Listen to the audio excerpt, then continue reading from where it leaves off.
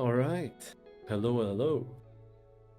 It's time for another stream. It's been a long while, hasn't it? Yeah, what can I say? Life's been a little bit busy, and yet not that busy. So, I decided to change up stuff a little bit. Originally, I wanted to stream Deltarune, but I just don't feel it. And I feel more like ranting about it than just playing Deltarune.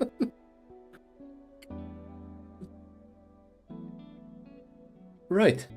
I've made some notes on the side, and I wanted to play this game for a while, so hopefully it's gonna be good.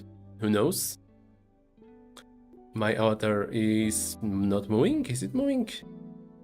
Testing, testing. Hmm. Give me a moment.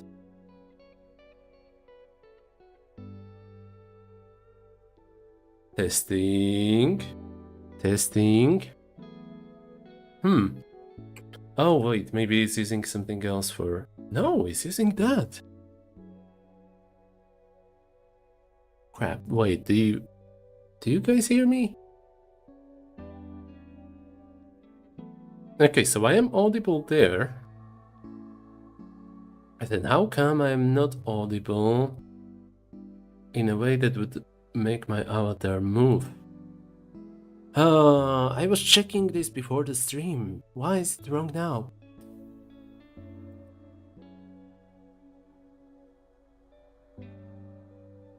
Is it any of this?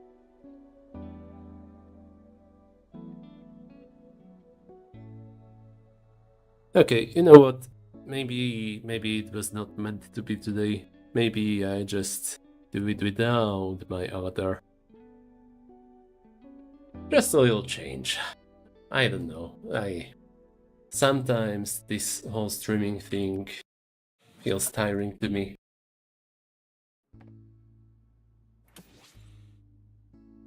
Okay. Whoa, that's a very low sensitivity.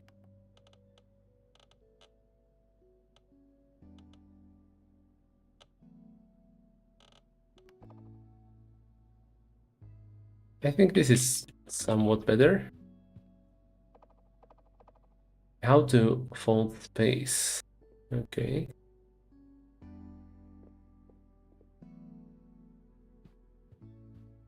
Okay, so from what I've been told, this is somewhat like Portal, which is why I hope that there won't be too much talking here, allowing me to talk some stuff myself. Impossible geometries.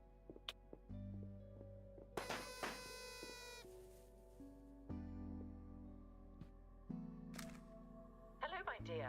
Congrats on your degree. I've prepared something amazing for you. You're going to love it.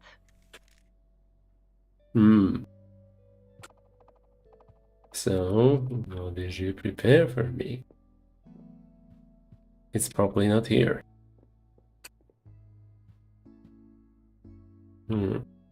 Laws of aerodynamics in a non-Euclidean gravity field.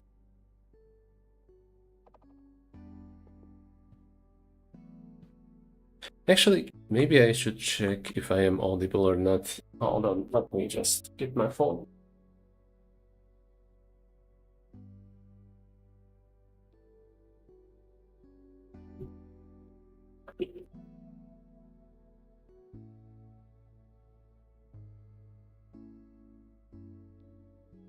Okay. Let me just test. 1, 2, 3, 1, 2, 3.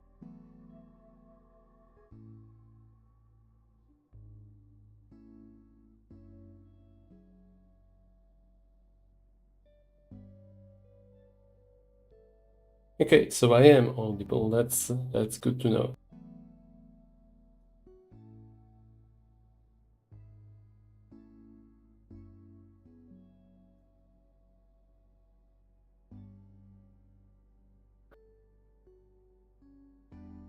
Genuinely, why didn't Discord detect my input though? I cannot get beyond that. Hold on. Let's try again. Talking. 1, 2, 3. No, nothing. Maybe if I deafen and undeafen myself.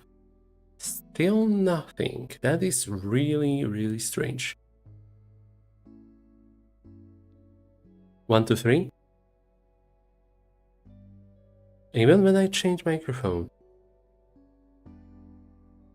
Pure audio. Sounds. Soundboard volume. This is so strange. Testing. 1, 2, 3, 1, 2, 3. Nope. Discord is just not detecting me at all. Okay, how about this? I close down to Discord completely. And then reload it. For now, I will hide JJ's reactor. He was supposed to show up today, but change of plans unexpectedly. Let's go. Yo, okay, that's working. But now my tuber avatar is not loading in. And I do not know why. I don't feel like reloading the stream, so you know what? We're just gonna do it without. Okay. I really hope that wasn't too loud.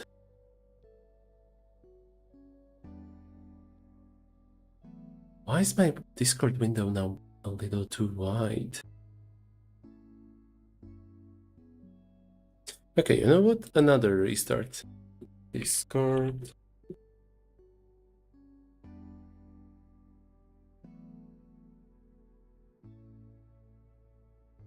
Wow. Okay, so that's not... Oh wait, there we go. Finally. I wanted to have a full view of the chat window, as well as my notes. Okay. Now then. You went through my old TV screen to enter here, but these are a bit different. You should give them a try. Damn. I wonder why I show up on the screen like that.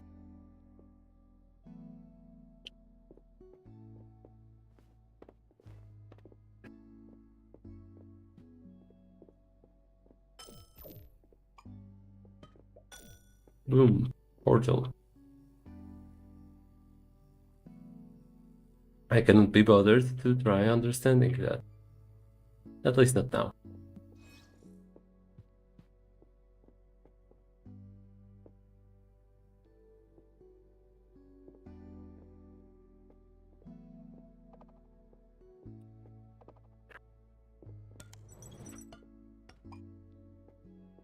Okay.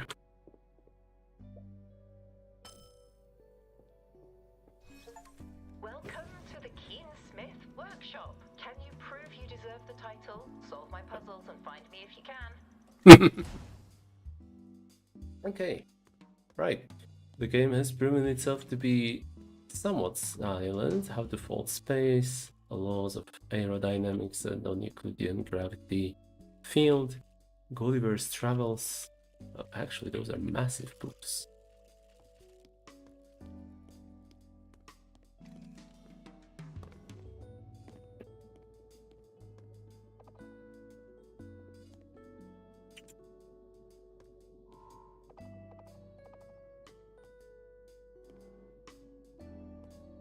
Okay.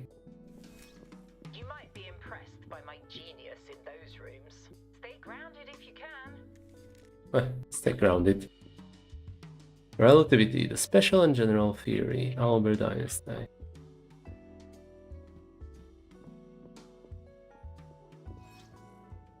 I'm just silent because I was expecting some kind of note here. No way! I'm walking on the wall!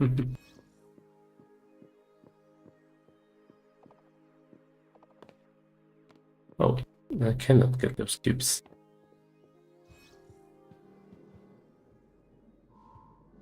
Mm-hmm.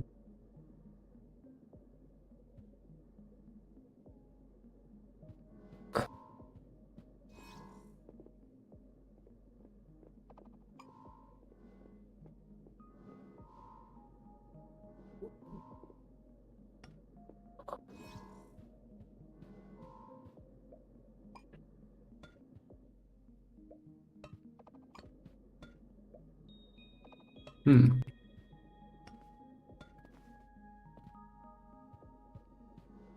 Interesting.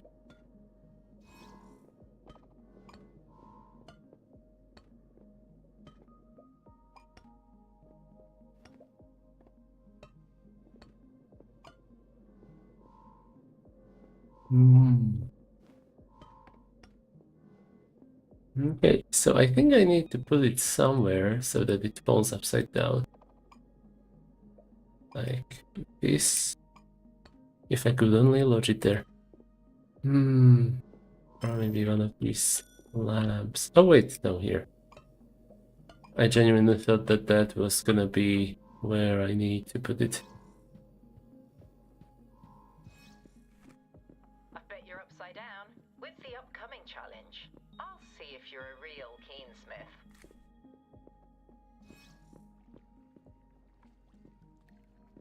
Okay.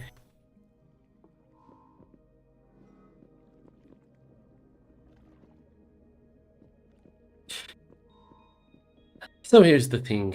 Originally, I wanted it to be a Deltarune stream.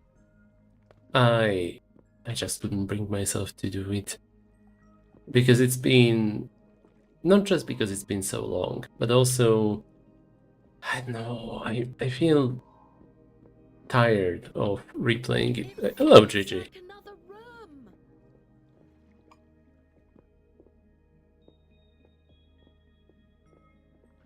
Okay.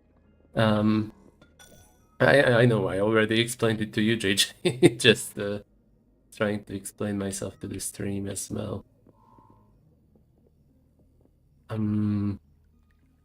Hold on. Oh, this just redirects it. I see. So...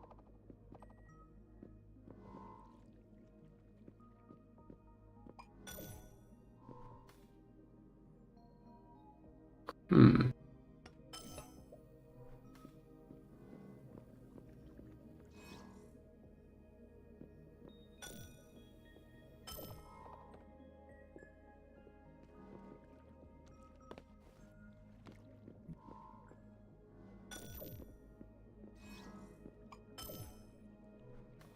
Oh, that's like a gravity thing. Whoop. So now, if I grab it, it's gonna fall that way. Nice. I'm coming, Grandma. Just one more step. Anything else of interest here? You just check a little message.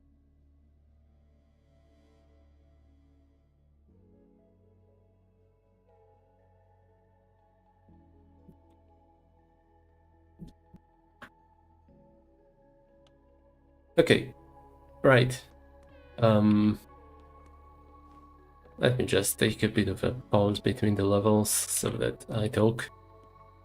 Deltarune. I've been feeling tired of it, especially during the play. Yes, it can still make me laugh here and there, but overall I just don't feel it. I don't even know why exactly. I want to say that it's just because I experienced this story already, or because I know what's gonna happen next, but then again, there are plenty of games where I can enjoy replaying the same story again and again, even if I know what's gonna happen next.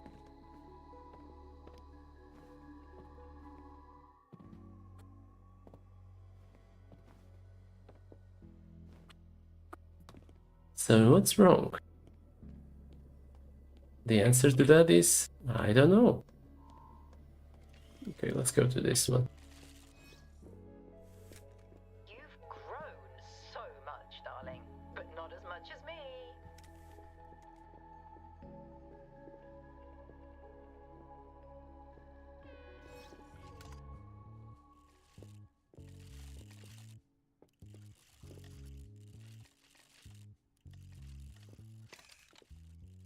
Hey!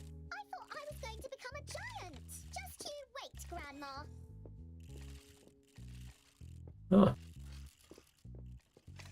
Alright, that's a neat trick. Oh,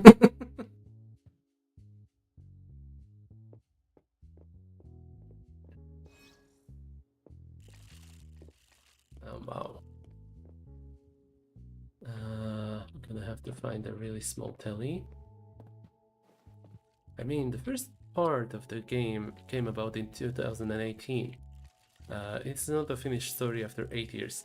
Yeah, that's part of my frustration with it. I completely get that it takes time and Toby wants it to be a great story rather than just finished quickly. I get that, I understand it. But at the same time, I am just exhausted. I wanted to talk about it a little bit, about this fatigue. I came up with a nice word for it.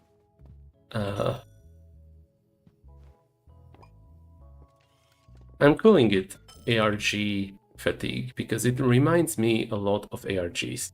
Even Telltale games have 2 to 3. Love the next room. If you solve the last one, the next should be child's play. Huh. This feels like a dollhouse set. So Telltale games have a 2 to 3 month gap each episode. Yes, that's exactly it. I don't want to. Dollhouse? Really?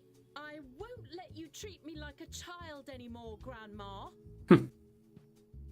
A dollhouse? Really? Really? British. Oh, I do like this effect of like, oh, the road goes on, but not anymore. Travel of the Mind, Tales of Children. Tape 7, Barbara's Dream, Pocket Place, Cozy Warm Place, Something Head.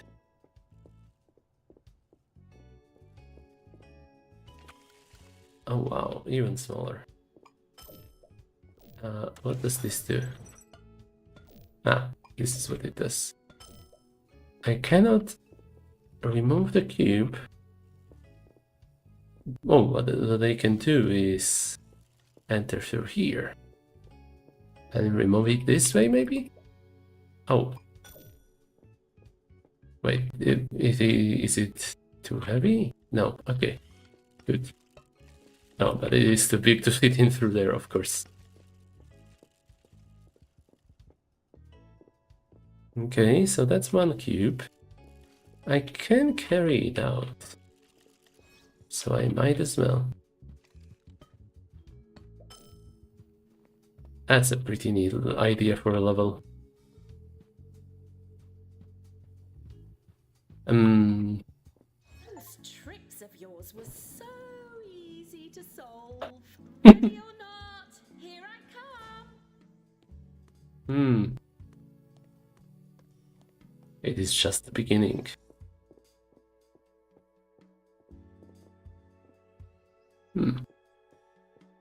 Don't tell me the game is over already. If you've come this far, you might be a real engineer after all. Welcome to my most magnificent folded space. If you manage to cross it, I'll let you finally see your favorite grandmother. And I'll even show you some of my greatest inventions. Okay, so it's gonna go up there, but how?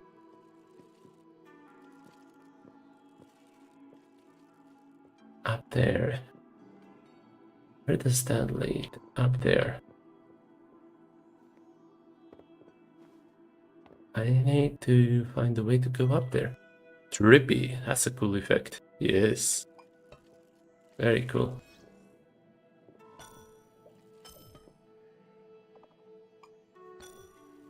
I still need to find another cube. Out of all space.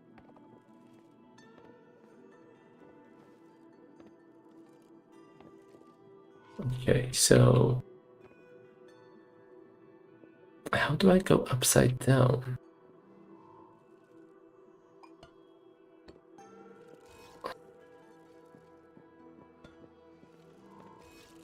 I feel like there has to be a gravity flipping thing.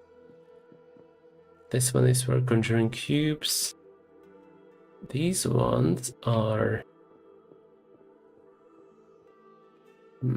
something else. Nope.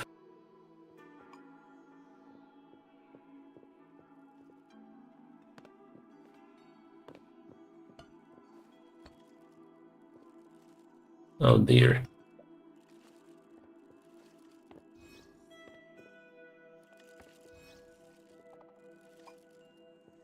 You've got a degree, but you still need my teaching. Wait, no. I should probably be entering through that TV instead.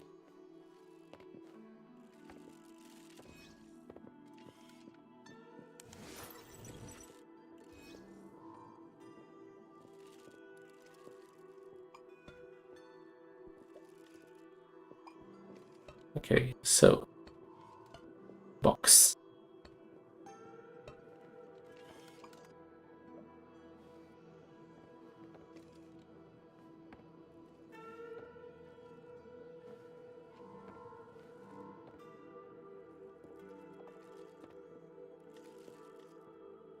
This will lead me there.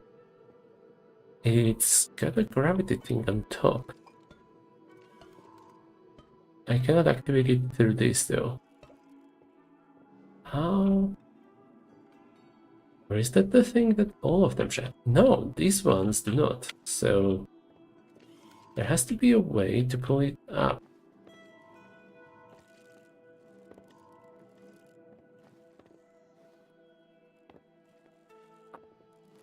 Okay. I feel a teeny tiny bit lost, but that's just part of the experience, I think.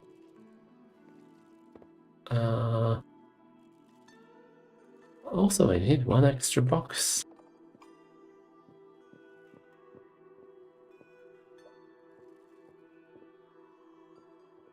If the cube is too high, you might need to get bigger.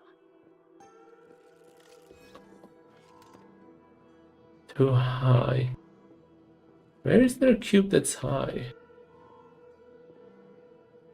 I don't see a cube up there.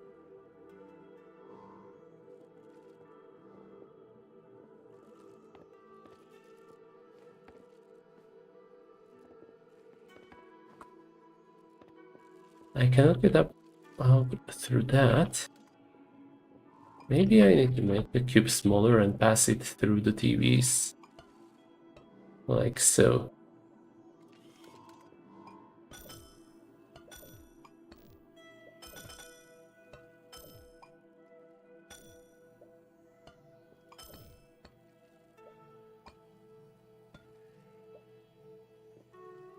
Okay. 2 plates, but only 1 cube. Come on, that's the last step. I mean, can I somehow place it between them enough so that both of them are affected?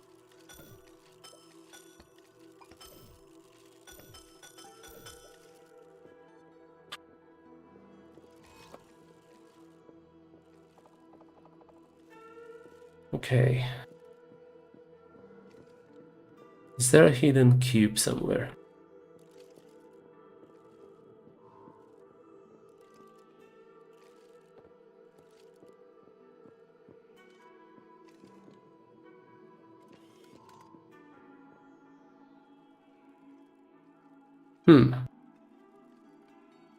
Weird. Okay.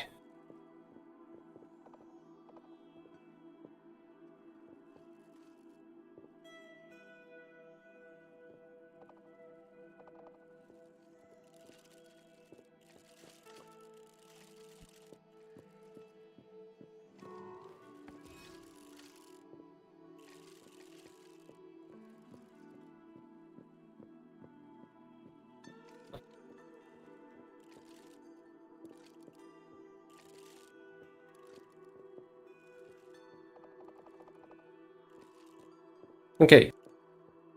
Right. Lore. Deltarune. I wanted to play Deltarune Chapter 2, and honestly all the other ones.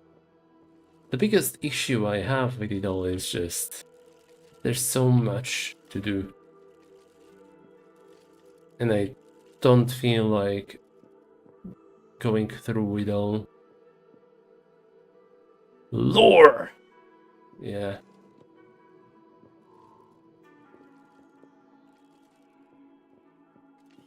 It's not that it's a bad game.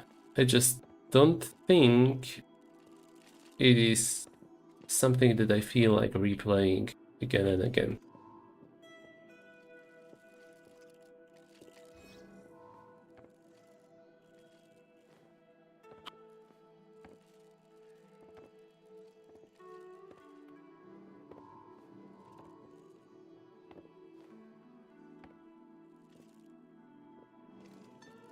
Except I'm not even replaying it again and again. I am replaying it just one time.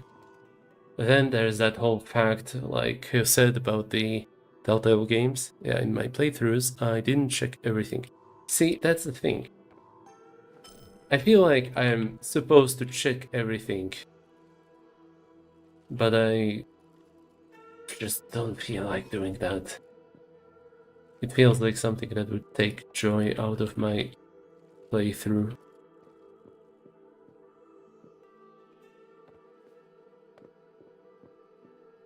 Okay, hold on. So, one cube, two buttons. If I pressed one button, it didn't do anything. Don't blame you. The original Doom games are games I can replay again and again. Yeah, because that's... okay, I don't know much about the Doom, so take my... take my...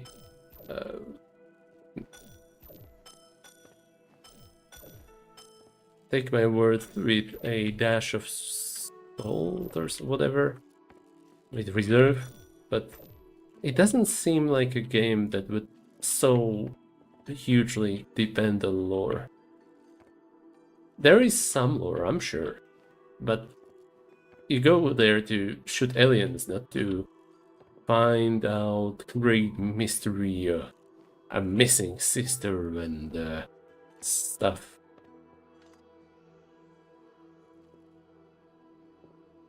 What am I missing here? Because if I just re-summon it, that one is gonna vanish.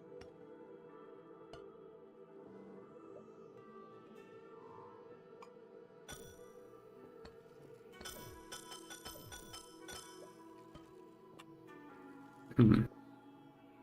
2 plates, but only 1 cube.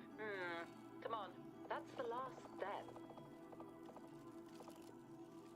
Yeah, it is the last step. I'm still just as clueless as to how to resolve that though. Do I pick up the TV? Do I pick up this TV? Maybe there's like a thingy up there that I can place the cube on.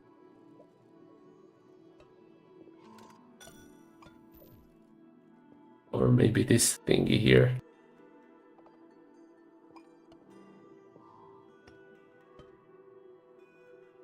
Boom. Wait, that actually works? Okay, that surprises me. The freak is going on?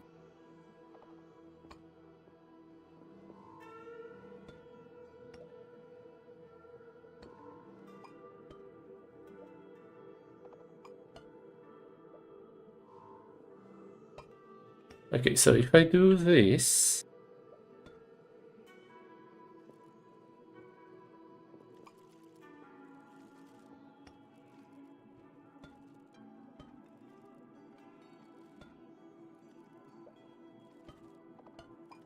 that's not doing anything.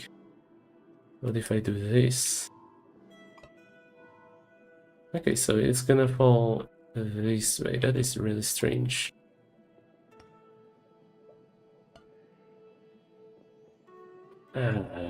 Close, but not quite there. Okay, so let's just keep on passing it through here and screw ourselves over completely. Now it's falling this way. And now it's gonna fall which way? Ah, still this way. I guess that is always relative to the TV, which is it's passed through. Oh yeah, I have an idea. Wait, what? No, through the TV. Boom. Two at the same time. Oh wow. True about the Doom lore. There are secrets in each level, but they are all optional. The secrets are something that I have to find for each playthrough. See, that's the thing. I think I am a fan of optional lore, or like lore that feels optional. Deltarune intimidates me. Congratulations on becoming a real keensmith engineer, my dear.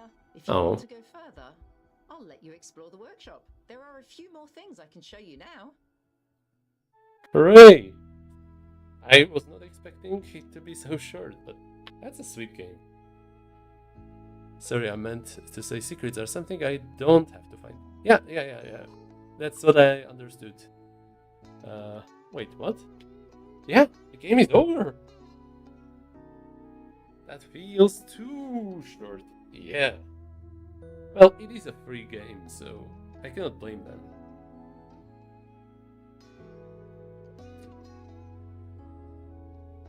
But considering all the assets that were made for it, it just feels like I was about to play Portal 2, but I got a Flash game. Like, it was so intricately detailed, all the environment in it, the assets. It looks so... just look at it. Be careful. These are much harder than the easy ones from before. Ah, okay. Sure, challenge accepted.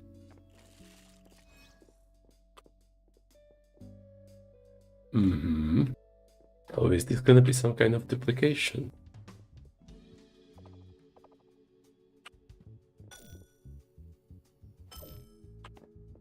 Aha. Okay, where is the cube? It's gonna fall upside down. No. Huh, much harder, my apps.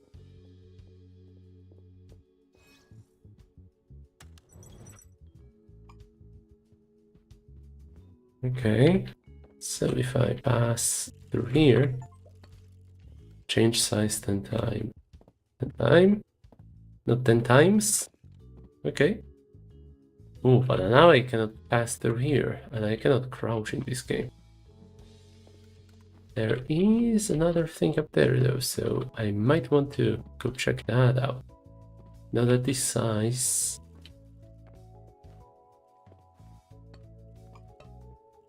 Same for you, box.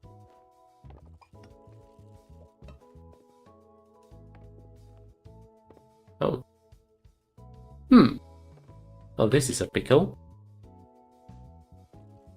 Okay, so I need to keep the box big, but get on top of it.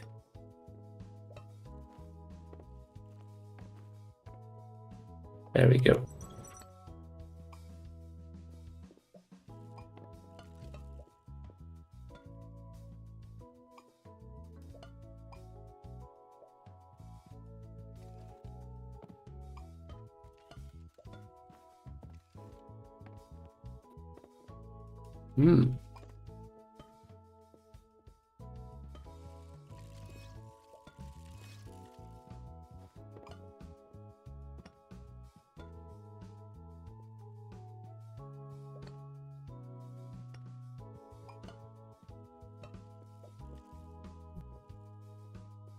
Oh. Pickle Proph!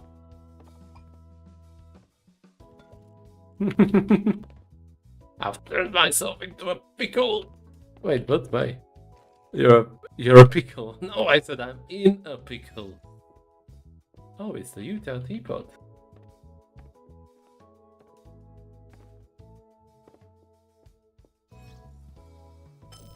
Okay.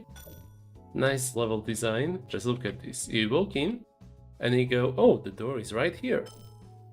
But I need to press both of them at the same time. So I need to find another cube.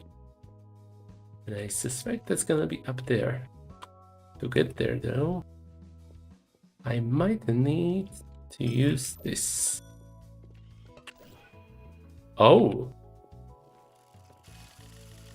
Oh wow, okay.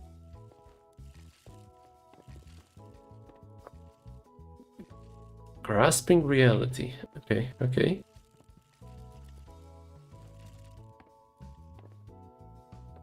Hmm.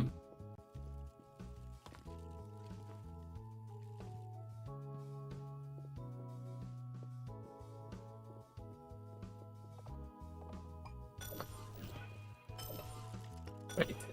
Whoop. Okay, wait. I need to not screw myself. So let's just return back upstairs. Through that other telly. And now...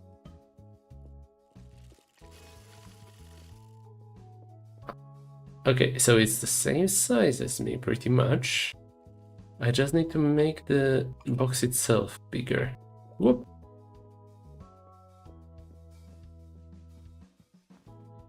Ah, I cannot get through there that way. Okay, so... Can I grab it?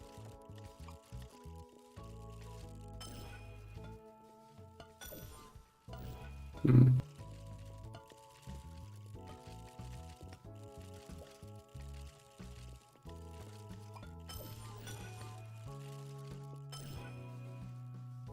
This will make it smaller.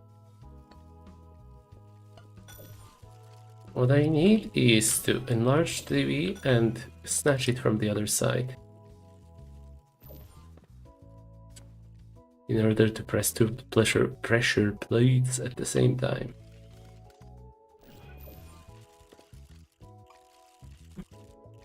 Wait, am I too big for the TV? Wait. Am I too big for the TV?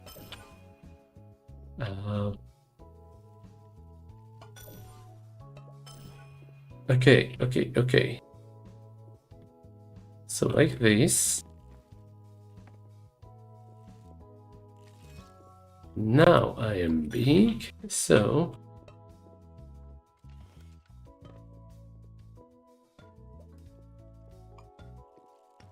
Hopefully my reach will be bigger. Boom.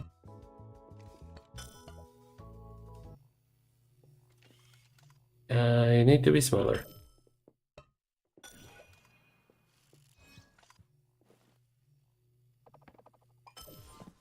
Why did the music stop? It's like, oh no, what have you done?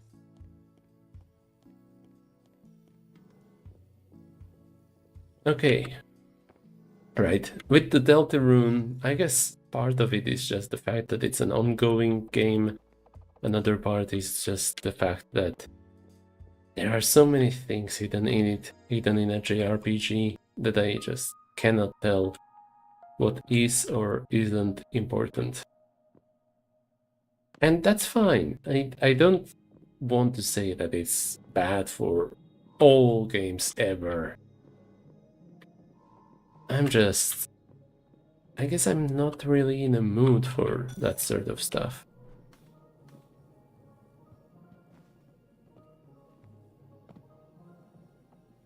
Oh, that's that TV. Okay. But I need to get there. Okay. So let's first get up there. Alright. Ooh, I cannot get up there. Shit, and if I move it through that, I think it's gravity will be different. Yeah, now it's just down. But maybe that's a good thing. Whoop! No, that's not a good thing. Okay. Maybe...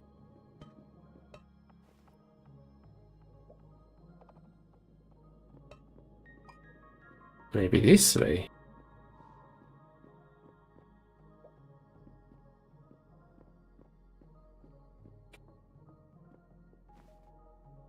Nope, not that either. Okay, so how am I gonna do it? Wait. Oh, that's for the other TV, right? Okay. Let's just try to do this. Whoop!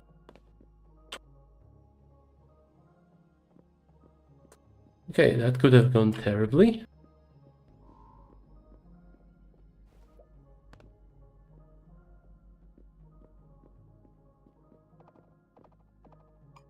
Same as before, maybe from here. Whoop! I guess I'm throwing it against the gravity, so maybe that's the problem. So let's pass it through here, make it my gravity.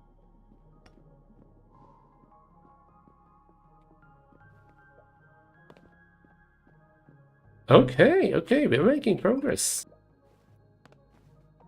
But you look at that. We got ourselves a second cube. Now, one of these I'm gonna restart so that it falls that way.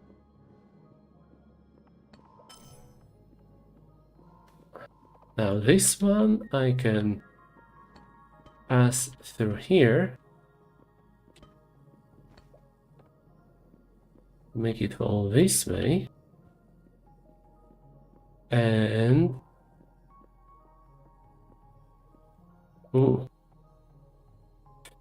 Ooh, actually, how the heck do I make it? Oh, right, I'm gonna use this as a platform in the middle. Right here.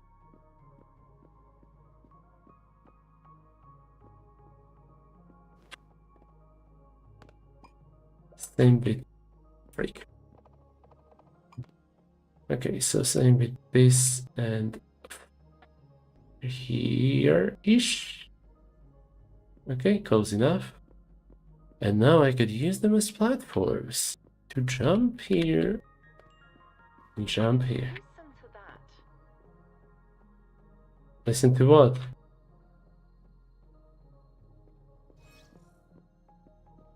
Oh, what the heck? Okay.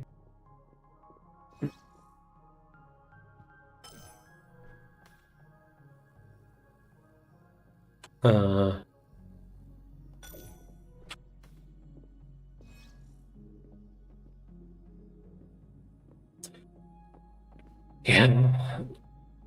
I do enjoy an ongoing mystery. I do enjoy puzzles. And I do also enjoy Deltarune, despite what it might seem like. I do also have another game on my to-do list, which came out somewhat recently. Hold on.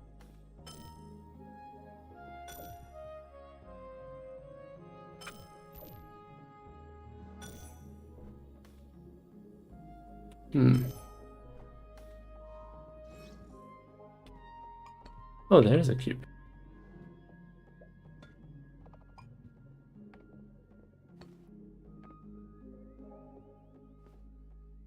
What game came out recently? Oh, not came out recently. I found out about it recently. I learned about it recently. It is a recommendation by one and only on YouTube commenter. Hold on, let me look up the name. Johnny Fitzsimmons, 05J. And he recommended me, I assume me, because Simon or Simon. No, Johnny. Freak. Burden Street Station. which I do look forward to playing. I already got the game, I got it installed, but today I wanted a game that would have less dialogue, so I went with this. Okay, so... Oh, okay.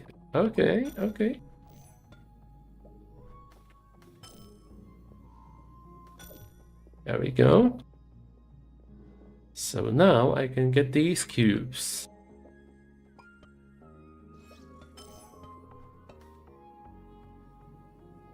Now what is this?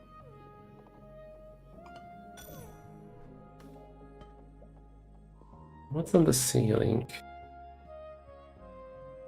What's up?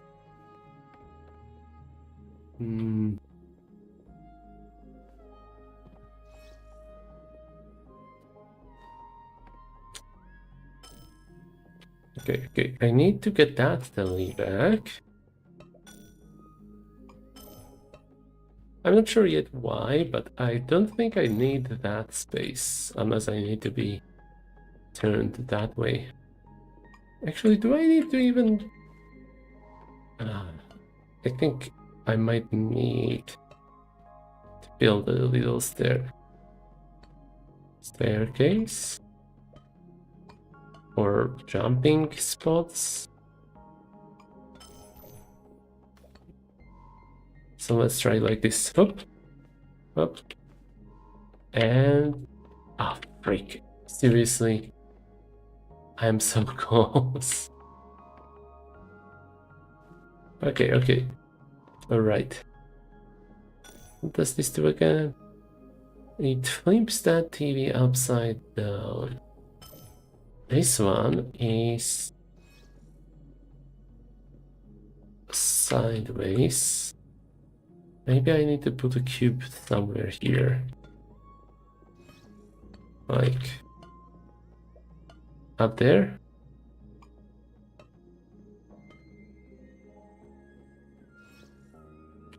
Let's see. Oh, what? Okay, I did not expect the cube to be outright destroyed. Thanks a lot, Grandma. Where did the original cube spawn? Are all 3 cubes spawning here? Do I need to get them back somehow? Or am I just gonna be short 1 cube? Let's squish ourselves. Oh! Okay. I was not expecting the game to actually have a death state. Okay, yep.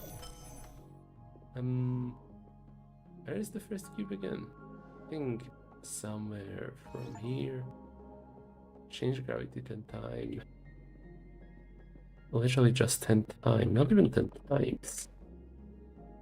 Okay.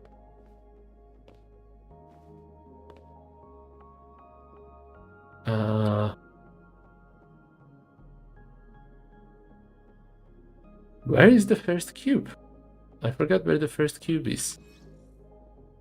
Is it on the ceiling? Ah, yes.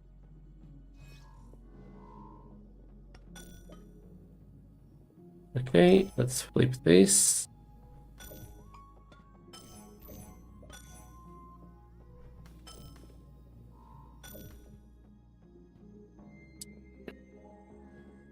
Take out the other 2 cubes.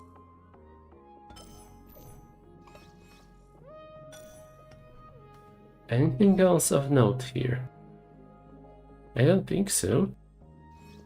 So now I can remove this. Allow it to pass through back. It doesn't feel quiet after that jump scare. Yeah, because I was not expecting it. It's not even a jump scare, it's just something I was not expecting to see in the game.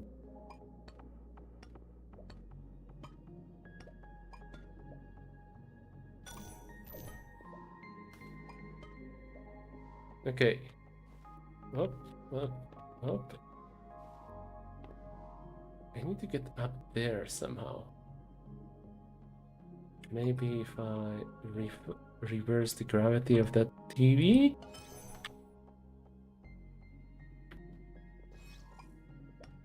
Is that the TV?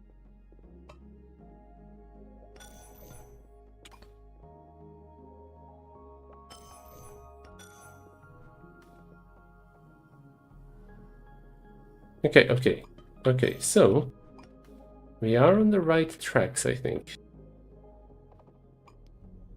Let's just watch how it works. Freak. Okay, so first it flips, then it falls.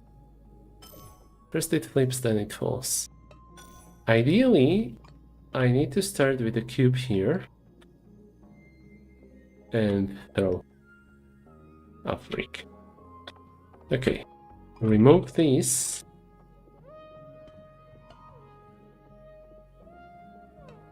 Really?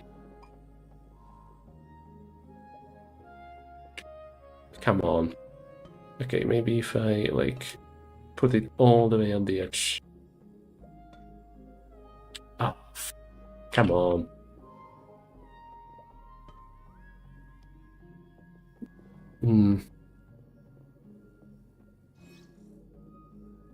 Is there something I'm missing? Maybe if I make a pillar out of these cubes?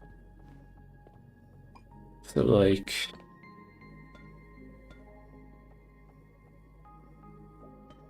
Boom. One cube is mine.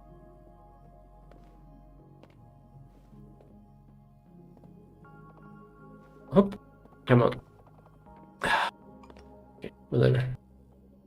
Let's just try to do it like this. I think I lost it. Oh yeah, because this goes deeper than I thought. Oh. Okay, close enough. So one is like this. One is gonna go on top. Hopefully not knocking all the stuff over. No, don't. Don't! Oh, frick. Okay. Like that. So, one is gonna go here. One is gonna go here. Oh, perfect. Except it's way, way too short. Okay.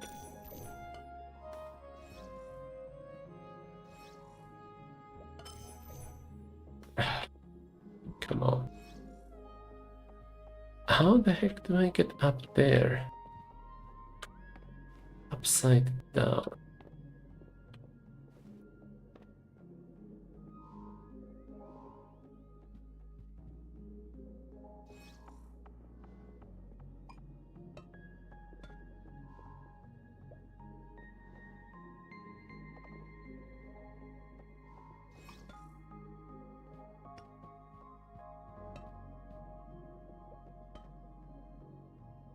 Hmm.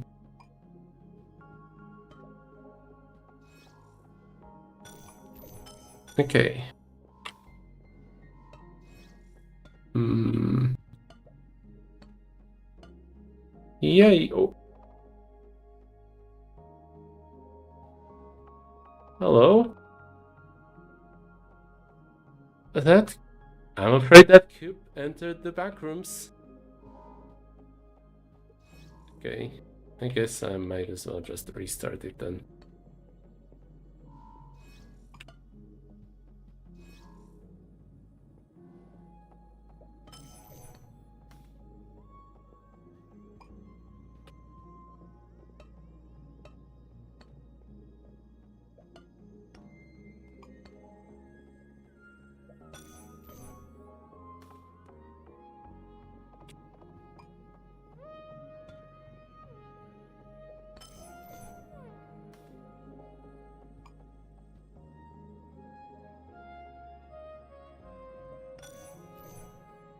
That was a really close one.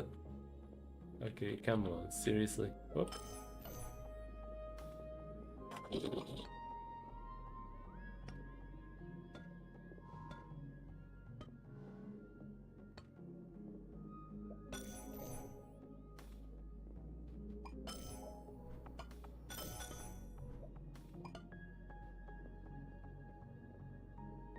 Check the.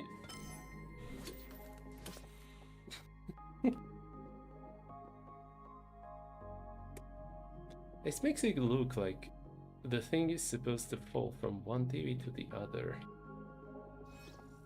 Is that something that I can make happen here?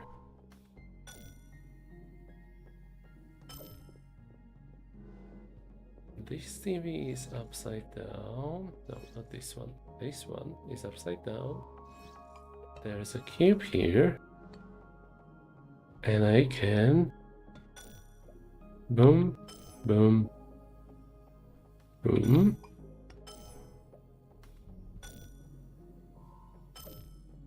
Okay. So now I got to grab 2 other cubes.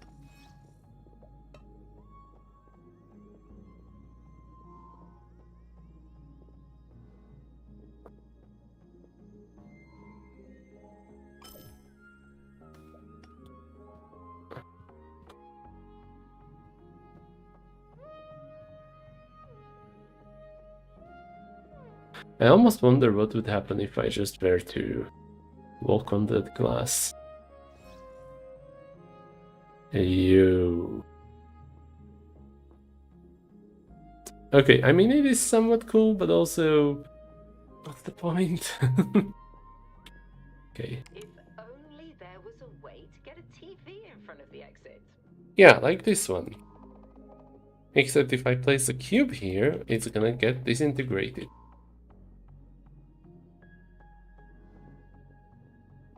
You're not the only one who can stand on cubes, darling. Are you sure about that? Because I already tried that. Look. Look, Grandma. Look. I tried.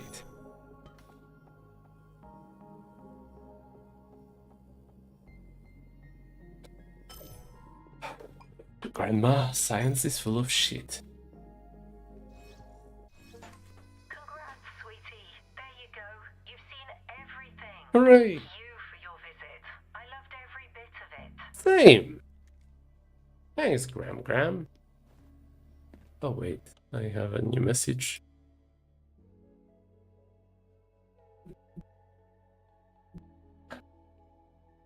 Okay. I've seen everything.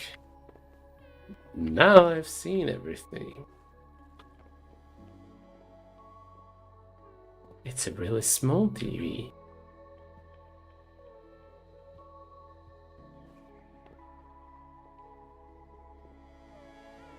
Gardening secrets. Travel of the mind. Tales for children. Okay, yeah. So this is a pretty neat little game. It is free as far as I can tell. And honestly, for that price, it is worth it. I would recommend trying it out, although I already played apparently everything there is to it, so there is that. Anything else I'm missing? Probably not. Unlike some games, I guess this one just wears everything on its sleeve. Except for this. Why the heck is my reflection like that? Maybe because I'm a real person in the TV. Oh.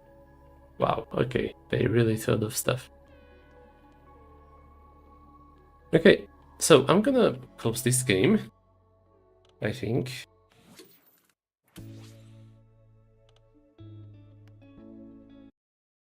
That was neat. It was short, but neat. I liked it a lot. The sets of it had really rich design. I wonder if my avatar will finally work or not. Okay, Proph reactor. Fingers crossed. Hello, hello, testing. Wow, okay, it's working. Right. Okay, let's just talk. Let's just talk a little before I would start the Burn Street Station. I wanted to talk about lore and how I feel like I am tired of it. Not all lore is bad. Not all games that have deep lore are bad. We'll talk about it a whole lot. First of all, let's bring up a little concept from the space of tabletop role playing games. In tabletop role playing games, you usually play with a group, right? Like Dungeons and Dragons, you have a party. You have your tank and your healer and the damage user, then damage dealer, and someone for utility. And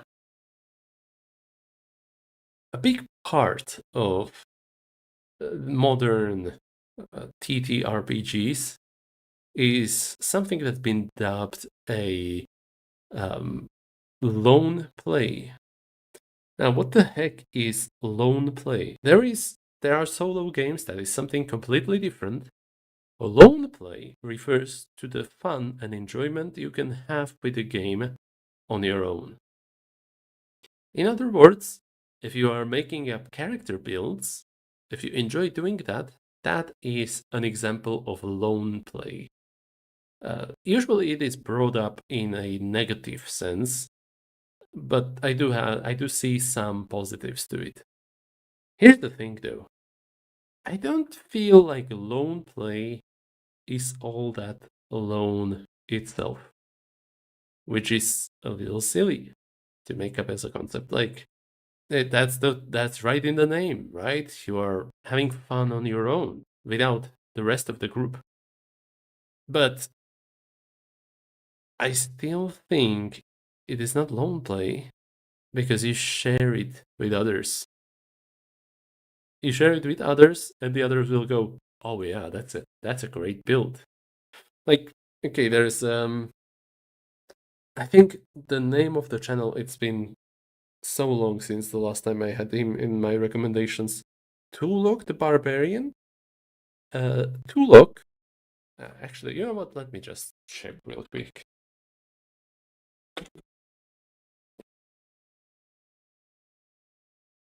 Tulok the Barbarian.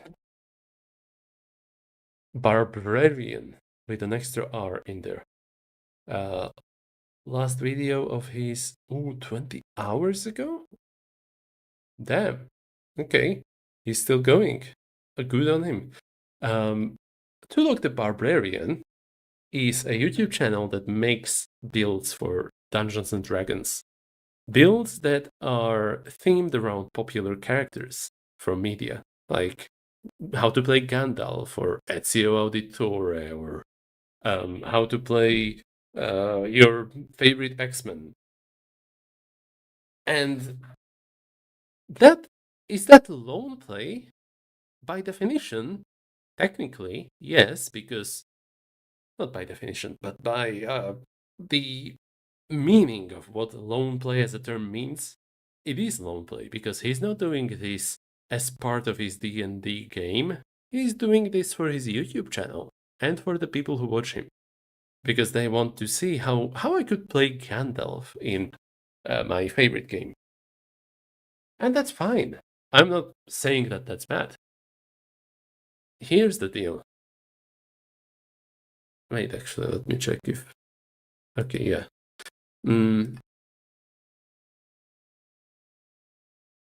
At the end of the day, even the lone play in Dungeons and Dragons or other RPGs ends up being shared with someone.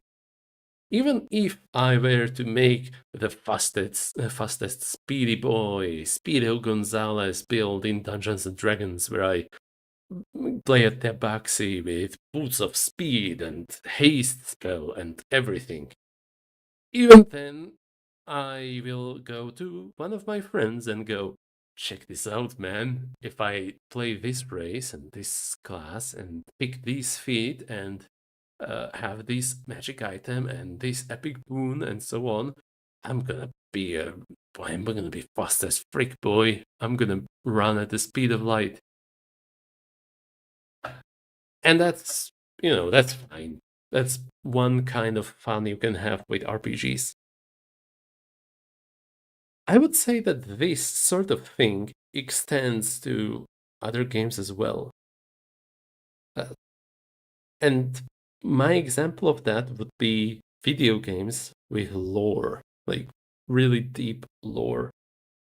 Deltarune, I think Deltarune and Undertale could be an example of that, because there's so much stuff you can hide in those games, just in environment where you examine something peculiar or do some specific set of actions in specific order and unlock a secret that no one else will find out. And then you go tell your friend, or you go on your YouTube and show it to the world, or you have to enter and exit this room 50 times. It's I would say that that is within the same space as a lone play, because you find it out on your own and then share it with others, like a cool thing that you came upon. Lore can be that. It doesn't have to be lone play though, which is where I was reminded of ARGs, alternate reality games. I watched a video recently, but by I think Oridont is the channel name. I don't think I've heard it spoken out loud before. He made a video about ARG of sorts that he made up and is running, probably with a small team of people. I don't know for sure because I haven't checked it out personally yet. And it seems fine. Like, yeah, cool. Good on you for having it. And good on people who are enjoying it. I have never personally partaken in an ARG, mainly because I just don't feel like it. I have already so many other things that are happening in my life. I just don't feel like it. And I guess what I'm trying to say is that when a video game like Deltarune or um, Dark Souls even has a shit ton of lore that you're gonna read and enjoy and then piece together with the community, it feels a little like ARG, doesn't it? Which is why in my notes I've dubbed it the ARG fatigue. Because you end up playing through Deltarune, not even enjoying the story itself. Like, the story is okay, it has a message, it has nice moments, it has funny moments, it has spoopy moments, but also it has lore, because you end up scanning everything in the environment. You go to the library and interact with every shelf. You turn every rock and look what's beneath it. You do everything because there could be something in there, right? I am tired of it. I know that I said that I'm gonna play through Deltarune chapter 1 through chapter 5 marathon, big series of streams. I am tired. I am I haven't even finished the second chapter and I am already tired. I think I might skip chapters 3 and 4 because ultimately I am playing it to find out what happens in chapter 5, right? I want to see how the story continues, how the story develops. I talked about this briefly with JJ, just for the context, and I wanted JJ to be here on the stream with me so that we could chat about it together. so that he could be my voice of reason for my rant. Yeah, something came up in his in real life, so I have to do this on my own, at least for now. He mentioned Telltale Games as a comparison, and I think that's a great comparison because Telltale Games release their games episodically, but within a span of months. I know I keep harping on this again and again in every stream where I mention Deltarune, but Chapter 1 of Deltarune was released in 2018. That is 8 years ago. Back when I was still at the university. Back before I had a girlfriend. Back before I broke up with that girlfriend. Hell, both of those happened between second and third chapter. Because those releases were 4 years apart, I think. I think 4 years. Either 4 or 3 years. Okay, whatever. The point is just, it feels like it's taking forever. And I get it. Good things are worth waiting for.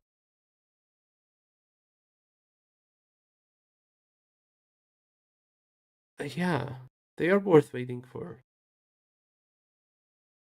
But this is just too much. Too much for me.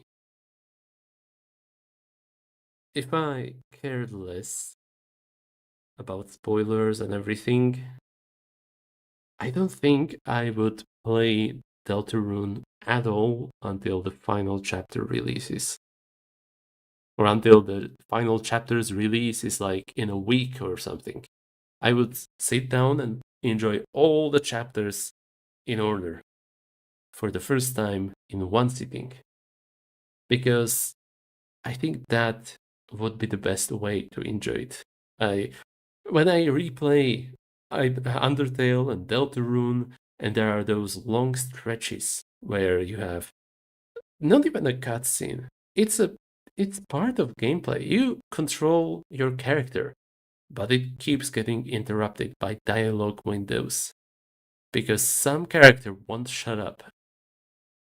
In the first chapter of Deltarune, it was Lancer, as we were approaching the castle or whatever. And he was like, yeah, my dad is gonna be happy. I will disappoint him because I was supposed to capture you, but in Undertale, it was the phone calls with Alphys. Holy shit. I hate that part, especially on replay. I just despise it because it feels like such a waste of time. Stop calling me. I am walking here. Anyway, I guess it is like emotional when you play through it for the first time or something like that.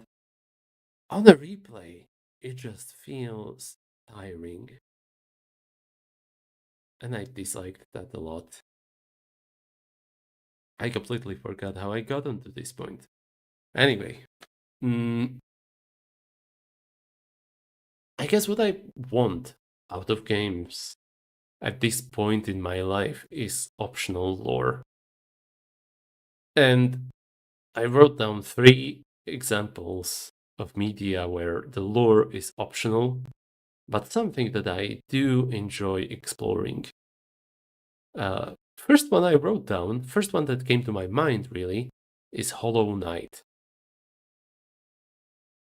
Hollow Knight, at a glance, is a simple story. You are this little bug with a white head and black cloak, and you need to slay the 3 dreamers in order to slay the big Hollow Knight. Why are you doing this? I don't know. I just feel like doing it, I suppose. Or my character feels like doing it. I don't know why my character feels like doing it. But you can learn that. You can learn that if you look into it hard enough. and you can learn so much more about the whole world of Hollow Knight.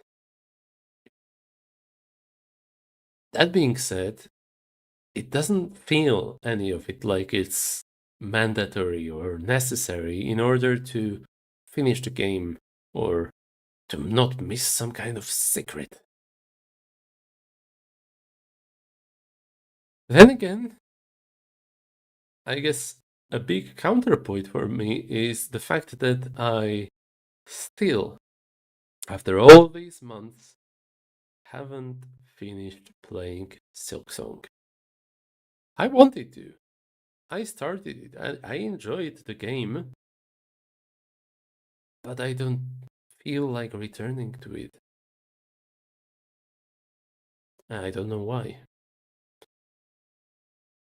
Second example I have here is Death Note, because recently I've had some video recommendations about Death Note and I was reminded of it.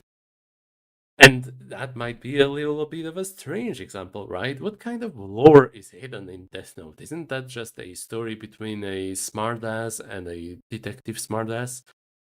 Yes, the lore in Death Note is mostly about the rules of the Death Note and the Shinigami.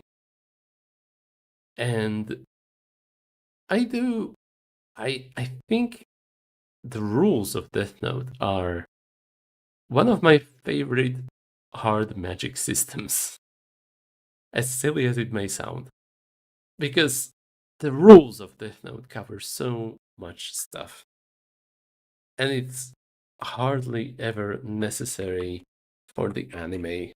If a rule is necessary for anime, it's just gonna be explained on the spot, as soon as it's relevant. I don't know how exactly the rules were formulated or published, because I did not read manga of Death Note. What I do know is just that there's like 65 of them or something. Actually, is this it? Okay, yeah. I'm just gonna open the Wikipedia, because why not? Switch to a different browser source. No. Rules of Death Note. So like this. Okay. So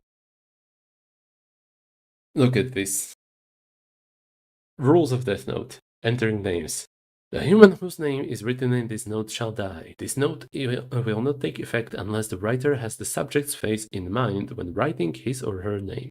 This is to prevent people who share the same name from being affected. Cool. Okay, that's a nice, obvious rule. I do believe it is also listed in anime. Let's just go to a random other rule. 15. If the same name is written in 2 or more Death Notes within 0.06 seconds, the entry is regarded as simultaneous. The Death Notes will not take effect and the individual will not die. Is this ever relevant in the show itself? Never. I've heard someone mention that this is pretty much parrying. You parry someone's attempt to kill you by writing your own name or writing someone else's name in the Death Note within 0.06 seconds. As unlikely as it is hilarious. I appreciate the fact that it is listed there. Also, rule number 9. The Death Note will not ever affect a victim whose name has been misspelled 4 times. I was reminded of this because I watched a funny video with JJ about how Light could have. Well, it was a little sketch, like one of those edits with dubbing about how if Light had 200 plus IQ, he could have won. He could have just avoided making mistakes that eventually led to L catching him, like not killing the FBI agents who were spying on him, because that would make him the prime suspect, or not killing Lind L. Taylor on live TV when it was broadcasted. Those things could have saved him a lot of trouble, probably given him extra years of activity. But in the final scene of Death Note, spoiler for 20-plus-year-old anime, he makes this relevant because he sent uh, when he sent Death Note in that sketch to Mikami, he also sent his photo and his name, but misspelled, and told him, kill this guy 4 times. Write his name 4 times, give him four heart attacks. Therefore, he made himself immune, and when the anime had Nier make a test of like whose name will be missing from the Death Note is actually the Kira. Light's name was included as well, which confused everyone. And he was immune, therefore, because the Death Note will not ever affect a victim whose name has been misspelled 4 times. So, what I'm just saying is, this is a great hard magic system. I enjoyed this a lot. Even when I was watching the anime for the first time and then I found out about the rules online, I enjoyed this because of how much detail it goes into. I can enjoy lore. I guess I just don't enjoy it when it feels mandatory. Look at this. If a Death Note owner accidentally misspells a person's name 4 times, that person will be free from being killed by the Death Note. That's Rule 35. However, if the Death Note owner intentionally misspells the name 4 times, the owner will die. That's why he told Mikami that, oh yeah, this guy's name is written like this.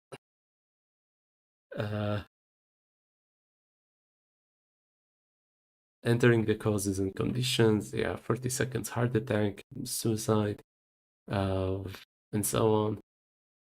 Death Note can only operate within 23-day window in the human calendar. This is called the 23-day rule. It is rule number 27. Dang it.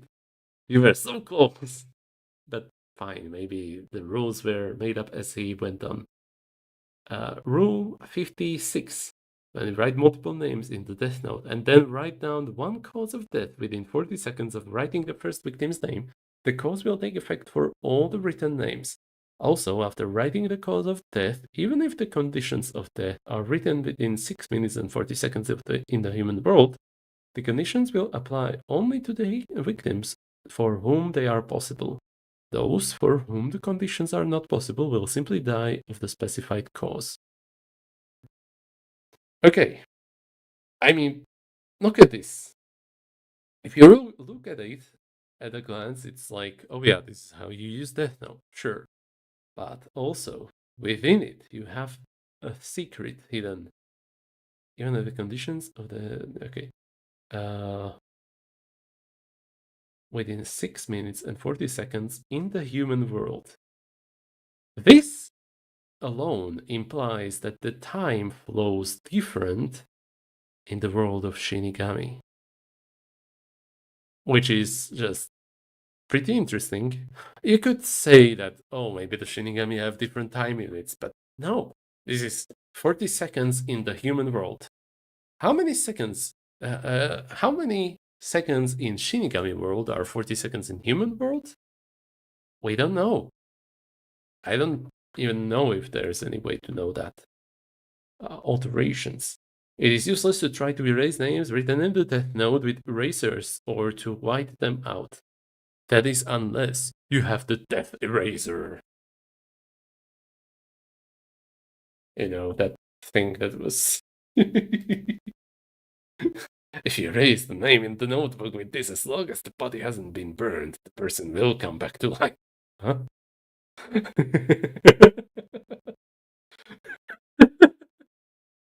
Okay, this is not official, or at least it did not end up in canon Death Note, but like...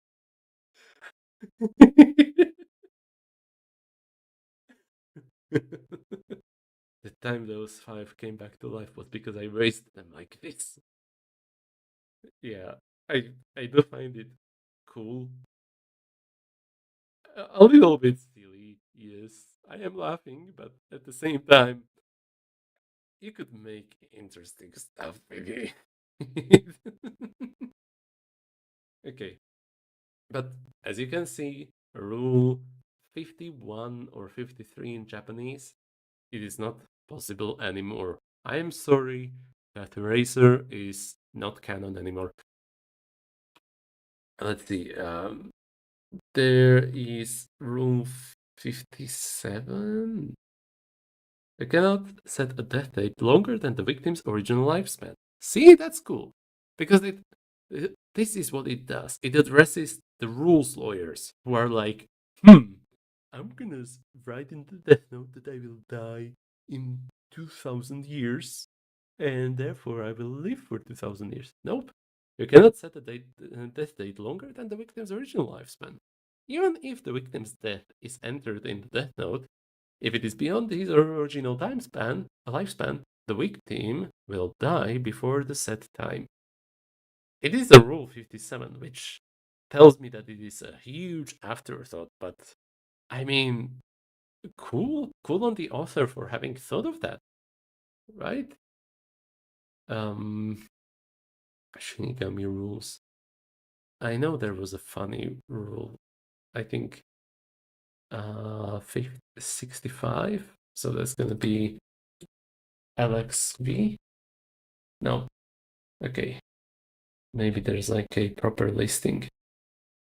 Manga chapters, rule of Death Note. Ah, there we go. That's more like it. So final Death Note rule.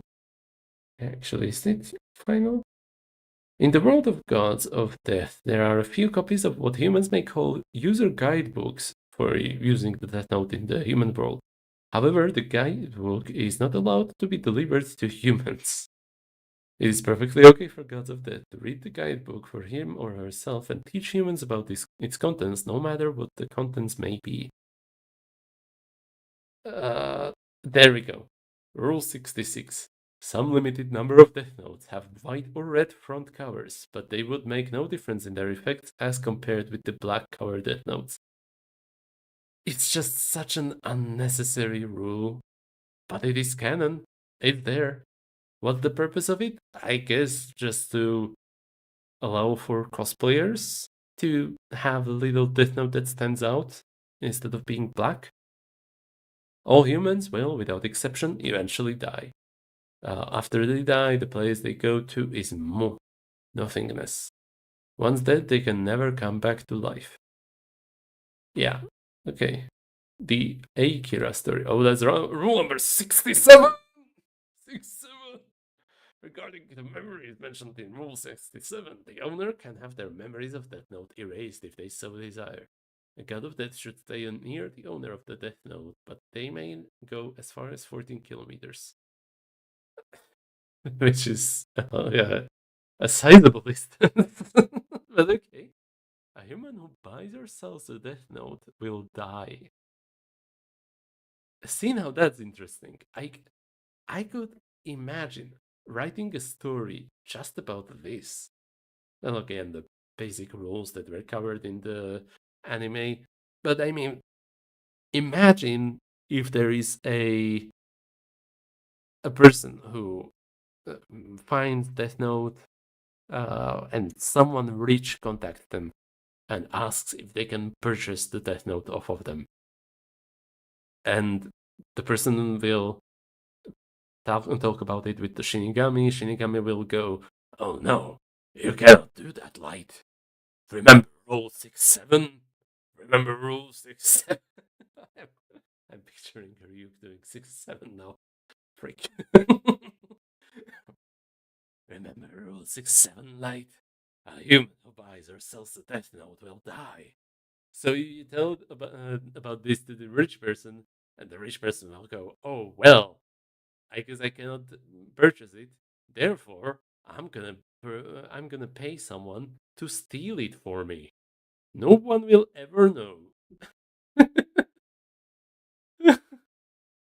uh, there's also number of pages, some limit number of death notes. No more than mm, at most six, six, 6 minutes. Those with the eyes of eye power of the god of death will have the eyesight of over 3.6 in the human measurement, regardless of their original eyesight. Look at that. Look at how unnecessary it is. But it's also pretty cool to have, you know. Uh, Only 6 Death Notes are allowed to exist at a time in the human world.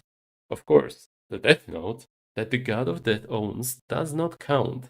This means only 6 gods of death that have passed on their Death Note to humans can stay in the human world. Now, just imagine, this is rule, what's this, 49? No. Is it 49? Yes. I mean, it could have been just LI, as far as I know. Yeah, it is 49. Okay, you could totally write a story about Shinigami passing on a Death Note in some historic period. Imagine, I don't know, ancient Rome. Imagine someone in ancient Rome handling a Death Note. Imagine, maybe that's why Caesar was killed by all the senators. Because the mind control or something. You know? Et tu brute. Imagine, since there can be 6 Death Notes, plus the ones that the Gods of Death have on them, imagine just all of these people tracking each other down and trying to get their hands on all 6 Death Notes at the same time. You could make up stories about that, is what I'm trying to say. There's lore to Death Note that I do like. And then finally, there's the Disco Elysium.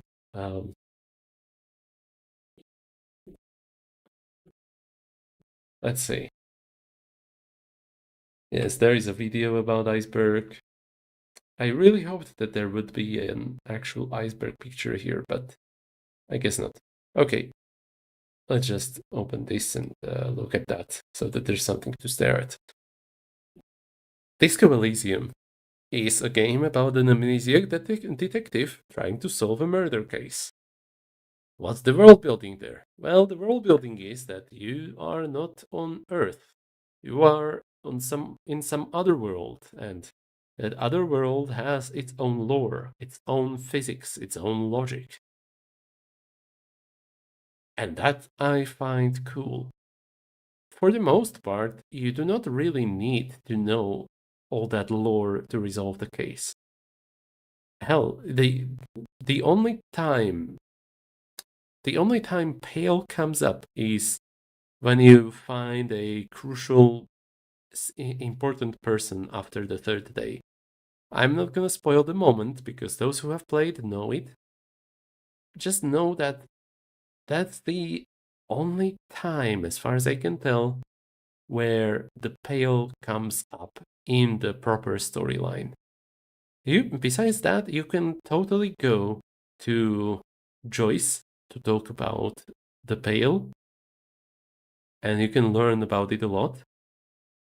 But you don't have to. In other words, you can just play through the game without knowing a lot of stuff. Hell, you can play through the game without knowing how you look. How neat is that? All of that lore is optional, and all of that lore feels optional. At least it does to me. That being said, though, talking about this and ranting about this so much without a voice of reason makes me realize something. I did start to play Disco Elysium, and then I stopped because it was too much reading for me. And that's a game with dubbing. I played through Hollow Knight Silksong, I enjoyed it, and I stopped playing it. Despite it having pretty much no spoken dialogue, and very little spoken dialogue when you encounter NPCs. I watched and enjoyed the Death Note, but I don't know if I would watch it again. I mean, maybe if I had enough time and felt like it, but at the same time, I would probably prefer to watch something else. Maybe that's just a me problem. Speaking of me problems, when I was playing through the first chapter of Deltarune, hell, before that, I jokingly mentioned to JJ that I literally couldn't name most of the people in the classroom of the first chapter. Hell, even now I would have trouble doing that. And I think part of it is just that most of those characters end up being unimportant as far as story goes so far. Let's see. Just off the top of my head, who do we have there? Well, we do have Chris. Uh, we do not have Susie because she is late. We do have Alphys. That's a named character from Undertale, so of course we remember that one. Also, we have Temmie. That's another named character, although it is more of a species name than a specific individual's name. But all of them are named Temmie, except for one, but we're not going to talk about that. Okay. Chris, Alphys, Temmie. Who else in the classroom can I remember off the top of my head? There is Noelle and Birdley. I can remember those because they are relevant in chapter 2. And that's it. That's it before I played chapter 1. Hell, before I replayed chapter 1, I would assume that Susie was in there too, because I remembered that, oh yeah, Susie is our classmate. But nope, she was not present. Okay. Now,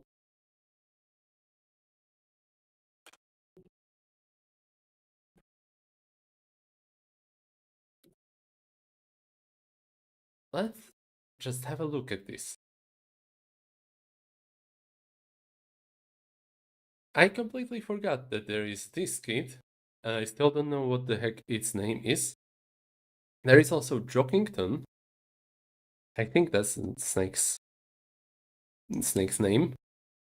There is Catty. I have no idea if it's written with a K or a C at the start. And finally, this guy. I don't know what's this guy's name. Hell, for all I know, this could be the Jockington. And the only reason why I remember these extra characters is because there is a prophecy about Jockington growing a beard, and Catty because she looks like a cat.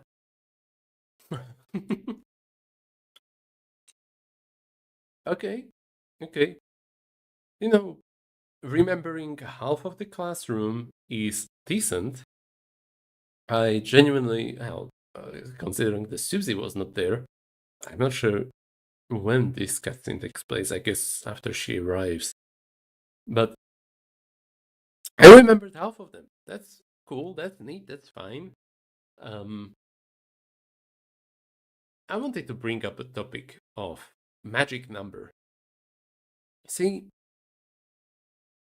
humans have two types of memory: long term and short term. I know. What an idea. What a great thought. And short term memory, as far as I can tell or remember from the little research I did on this, short term memory is said to operate with a magic number. You can only hold so many independent chunks of ideas in your mind at the same time. That magic number is said to be 7 plus minus 2. So you can hold 5 to 9 unrelated ideas in your mind when you encounter them for a short time. Imagine now that you enter this classroom and you get to talk with each of these NPCs, and you get told their names. And then you exit the classroom, and suddenly there is another, like, there's a test, and you have to assign each character their name. How the heck would you do that? Can you even do that?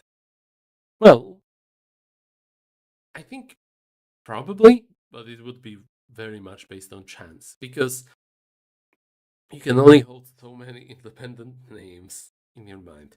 If it was like assign this list of names to this list of characters, that would be something completely different. You could probably do that. But if it was like, what's this character named? Type it on your keyboard. You will be screwed. You could do it for some characters like Alphys and Chris and Temmie, because Temmie and Alphys are from Undertale, and Chris is the character that you've been playing so far. It's the name that you've heard mentioned repeatedly. I would dare to guess that immediately upon playing this, you would not remember Noel Holiday or Birdley. I'm not even sure if Birdley has a surname. And Cathy, maybe. Maybe you could. I still don't know if it's spelled with a C or a K. Jockington? Unless that's the name of an Undertale character, good luck remembering that. This guy, I don't. As you can see, I fail completely on this, and this one too. Like, in Undertale, I remember it only as, like, laughing kid, but I don't think that's that. In other words, I can only remember that much. Snowdrake. See, even this person. It was back in 2022. Snowflake. Snowdrake. Partly because gamers never die. Snowdrake. Buff superheroes embracing on Alphys' wallpaper. Temmie, Snowdrake. Who wants fried chicken? Snowdrake, Snowdrake, Jockington. That MF deserves to go straight down with his creepy ass fanbase. Just nuke the class. Birdley. Bradley. Birdley. Birdley. Birdley. Sip it, Birdley, Birdley. Jockington. Me. Snowy. Yeah, okay. Whatever. We get the point. Let me just hide this source for now.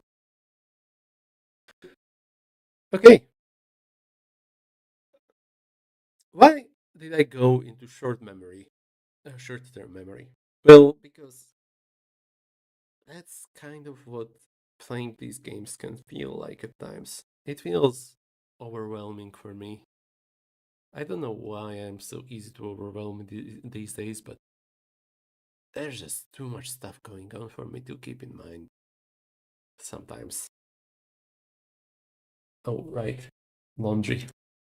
Give me just a moment.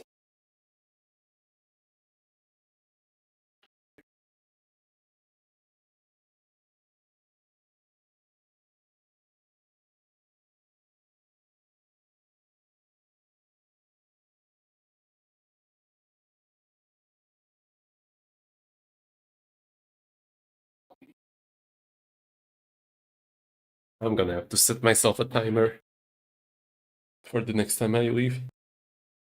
Okay. Alright. Where you explore these different worlds in video games and movies and so on. Welcome back, JJ. When you explore these different movies in video games and media, you encounter a lot of concepts, a lot of proper names. And you can only hold so many in your mind at the same time. When I play Deltarune, I feel a little overwhelmed. Not much, because that was replaying, but getting introduced to too much stuff at the same time can be overwhelming. Sometimes that can be beneficial. Because if it's like Anna doing barbecue. I think that was a good kind of overwhelming because that game definitely goes for a WTF factor, you know? What the frick? What the frick is this? What the frick is that? Who the frick are you? And what the frick are you? It works.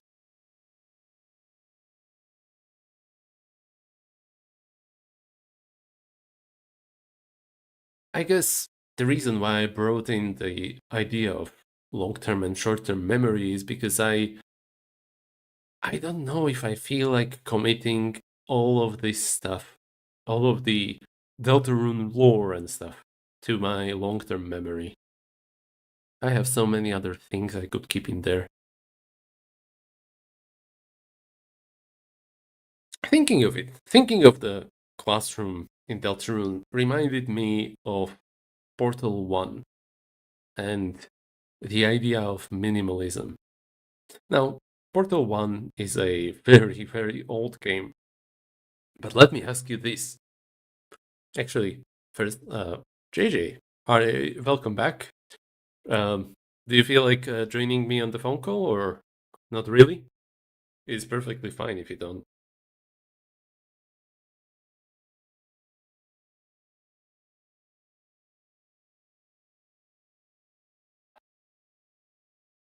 Okay, in the meantime, let me just say it like this. Well, maybe later. Okay, so how many characters are there in Portal 1? Can you name the characters in Portal 1? Because I sure can. There's GLaDOS. There's also Shell, although I don't know if Shell or Chell is ever named explicitly in the game itself. I cannot recall GLaDOS one single time. I cannot remember GLaDOS at all saying the word Shell out loud. There's the turrets and the personality course. Yeah, okay. Turrets. Let's count turrets as well. I am not going to count the personality cores because those are not like recurring characters. Those are literally only present in the final boss fight. Be right back. Okay. There's also Ratman. Let's bring in the Ratman. Sure. Okay. How many characters do we have? Four. We have four characters, which is very, very little. Why am I mentioning this? Because you can remember those characters, you can keep track of them, and it is still a fun and good game. I mean, hell, if you think about it, turrets, you don't really interact with them much outside of like, oh no, I don't want these guys to shoot me, so I have to knock them over. There is no story influence of them, or within them, or using them.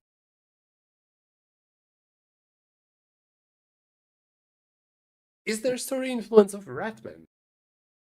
Yes, probably. But Ratman is not even featured in the game itself. He's not present there at all. The Ratman is not in the video game, therefore not important for the video game. He might be important for the bigger lore, but you can finish the video game without ever hearing about him. You know what? You know what? Screw it. Let's toss in the companion cube as the fifth character. That's five characters which you still can keep in short-term memory. And that's counting turrets, which are just enemies without any real personality. Like they do have little text blurbs that they speak when they are knocked over or shooting, but they don't have personality that affects the story that makes you uh, think and reconsider stuff. You have Ratman, who is not present in the video game. You might find Easter egg features featuring him or something, but it is not a physical NPC in the game. It's just an implied character. You have Companion Cube. This game is so devoid of life that I will count a an inanimate object. I already counted turrets, I know, but those at least can talk. Companion cube is literally just a cube with a heart on it. It's not even a character. And I'm gonna count it because that makes a total of 5 characters. Fourth character, Shell, you see from first person perspective unless you are looking at the portal while the other portal faces you. Remember how I played the teleport video game and how I appeared all glitchy and stuff? Well, in Portal, if you do that, you look completely normal. And then there's GLaDOS. GLaDOS is practically the only character you are interacting with, the only character who has sway over the story and so on. And that's enough. That's enough to tell a decent story. I'm not going to say that Portal 1 is a masterpiece. I'm not going to say that it is a compelling story or Citizen Kane, but it's enough. Such a minimal cast, and it is good enough. When was Portal 1 released anyway? I think like 2001? Oh wow, no, okay, it's 2007. I was way off with that. Sure, 2007. I think it was intentionally made so minimal just to make it just to make sure that it is something like it's small but easy to consume. Maybe that's exactly what I need, what I desire these days so much, is things that are easy to consume because I have other stuff going on in my life. I would love to get back to my game design streams. I would love to try other types of streams. I already agreed with my friend that maybe we could play a TTRPG on a stream someday. But also, I have committed myself to playing Deltarune. I just don't feel like it. But I am going to a convention soon. And if I don't play the Deltarune, I'm gonna I'm gonna see it there. I'm gonna see spoilers at the convention because people will be cosplaying. I already see plenty of spoilers on the internet. I'm not like I am looking them up. It's just like YouTube is going, oh hey, you watched Deltarune videos last year, and Deltarune is a topic once again. Here, have a video about the chapter 5 of Deltarune, discussing its characters. Discussing its characters, which are the flowers in Asgore's shop or something. Ooh, remember this character that from a video game you haven't played yet? No, I freaking don't. Thank you for spoiling me the existence of Yellow or whatever his name is. The flower. Yellow flower, flower man. Yeah, social media and YouTube is a hazard. Exactly. So, if I want to experience the story proper by replaying it all, I am bound to just avoid YouTube. And in the case of Deltarune, I am bound to avoid YouTube or other social media where I could possibly get Deltarune spoiled for 10 years. It's why I saw the new Spider-Man movie on the second day because the spoilers are spoil everything. Exactly, and that's just tiring me. I am so. Sometimes I don't care about spoilers. I have spoiled myself, for example, on One Piece, and I don't regret it because I tried watching One Piece. I tried watching the anime. I gave up after Sanji was introduced. I do wonder when that actually happens. Hold on. Okay, One Piece Sanji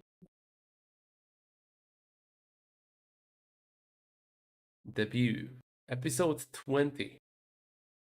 I watched 20 episodes of One Piece, and that's when I decided, man, I am getting tired. How many episodes are there? Episode guide. Hmm. Okay, current ongoing saga is Elbaf arc.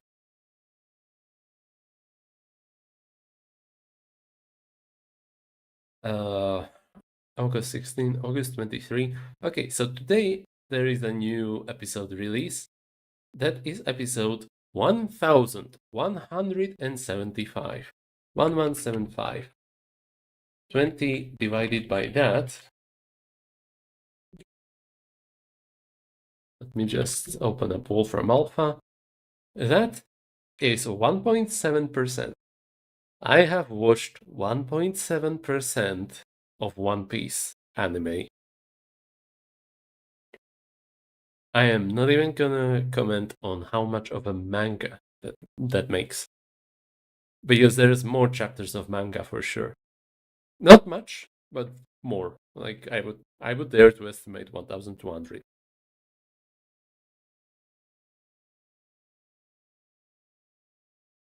Maybe that's part of it.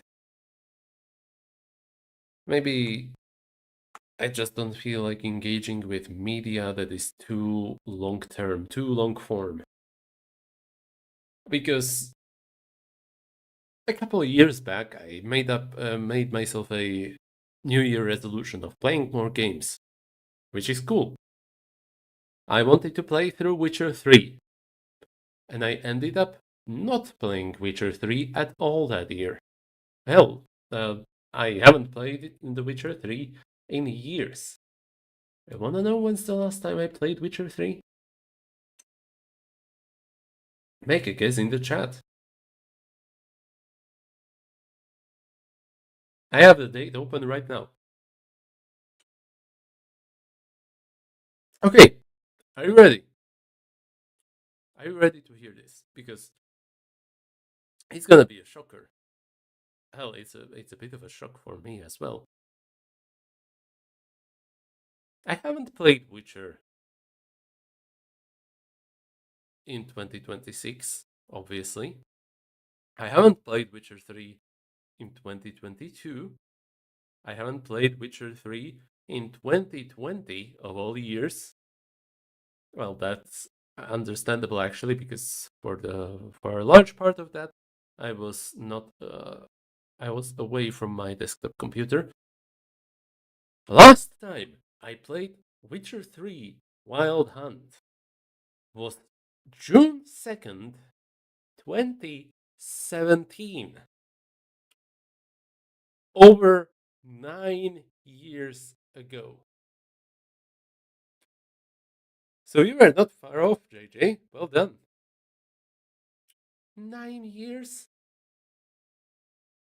2 months, and a bunch of days. 2.5 months. Let's go 2.5 months and 2 years. How crazy is that? This is a game that I've had on my mind for years. I played it for 8.5 hours back then. And by now, I might as well just start over. Because I remember jack shit about what exactly happened in it. Would I like to stream it? Yes. Should I stream it?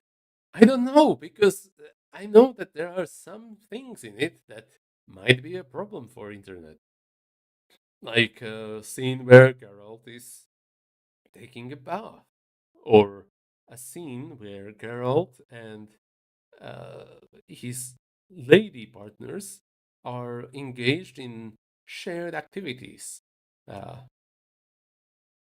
that kind of content probably shouldn't be on YouTube or Twitch for that matter. I don't know if other streamers got away with it. I still haven't done research on that. Oh yeah, I took so long. I took so long playing it that the new expansion was announced for it. May 27. songs of the past. Like last year in June, a whole new Witcher was announced, Witcher 4. And a year later, a new expansion for Witcher 3 was announced. That's how long I took. I When I got the game, I got it with both DLCs that were out at the time. I've heard that 5 to 10 year gap is a good time to try something again. Yeah, yeah, pretty much. Like I am open to it. Hell, I've done less. Shadow of Mordor is an example of that for me because I recall it viscerally. Shadow of Mordor, for those who do not know, is a game where you are a ranger bound with an elven ghost in the Middle Earth, specifically in Mordor. You are fighting the orcs, you are trying to make good stuff happen, and eventually you take down all of the orc captains with its cool nemesis system. You take down all the orc captains, you win, you get to leave Mordor, you get to go to the other side of whatever. And that's where I find a whole completely new region. I look at the overview of the orc captains there, and it is completely different. All my progress is gone. And when I saw that, I thought to myself, oh no, this was just like a chapter one to this whole grand story. And I stopped playing. I just didn't feel like it because that felt like it took me forever to get through all of the orc captains in Mordor. I get to this other region on the other side of mountain or whatever, and there's new orcs. And I go, no, I don't want to keep doing this again and again. A year passes. I get back to it. And you know what? I have a good time. Not just because I left the game for a year, but also because that was the only other region in the game. I got to be free. I finished the game. Hooray! I finished it. I enjoyed it. Hell, I bought the sequel. I bought the Shadow of War. I played the sequel. I haven't finished it, but hey, it's on my list.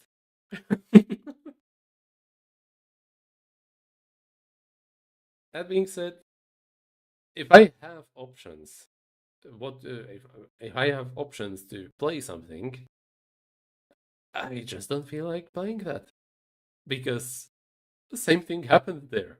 I discovered that there are other regions, and my mind goes, okay, yeah, no, this game feels like it's too big for me right now. I guess that's why I enjoyed the linear game like Teleport that I played just now, because it's just passing from one room to another room, and that's all. I can enjoy open world games as well. That's not a problem. I just, I don't know. I feel like I am easy to overwhelm these days.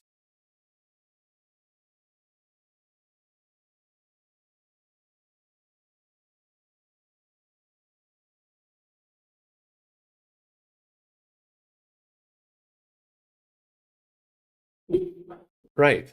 Okay. Mm, there were more notes in my thing. Souls games. Souls games have lore. Proph, don't you like Souls games and their lore? I don't. Okay, yeah, fine. They can be good stories in isolation. But I do not feel like piecing lore together by reading item descriptions. Hell, you know what? I might not feel like reading lore in a video game. It's a video game.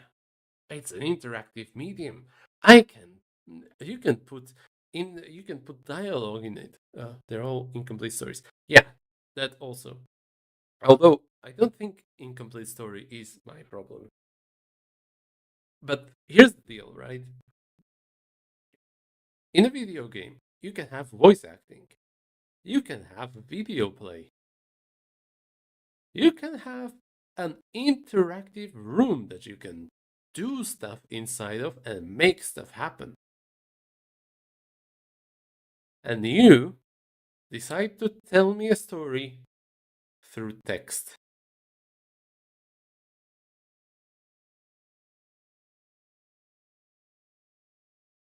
I don't know. Maybe I'm just lazy, too lazy to read. Maybe the internet has fried my attention. But there are so many things that you can do in a video game. So many things. And I get told a story through text.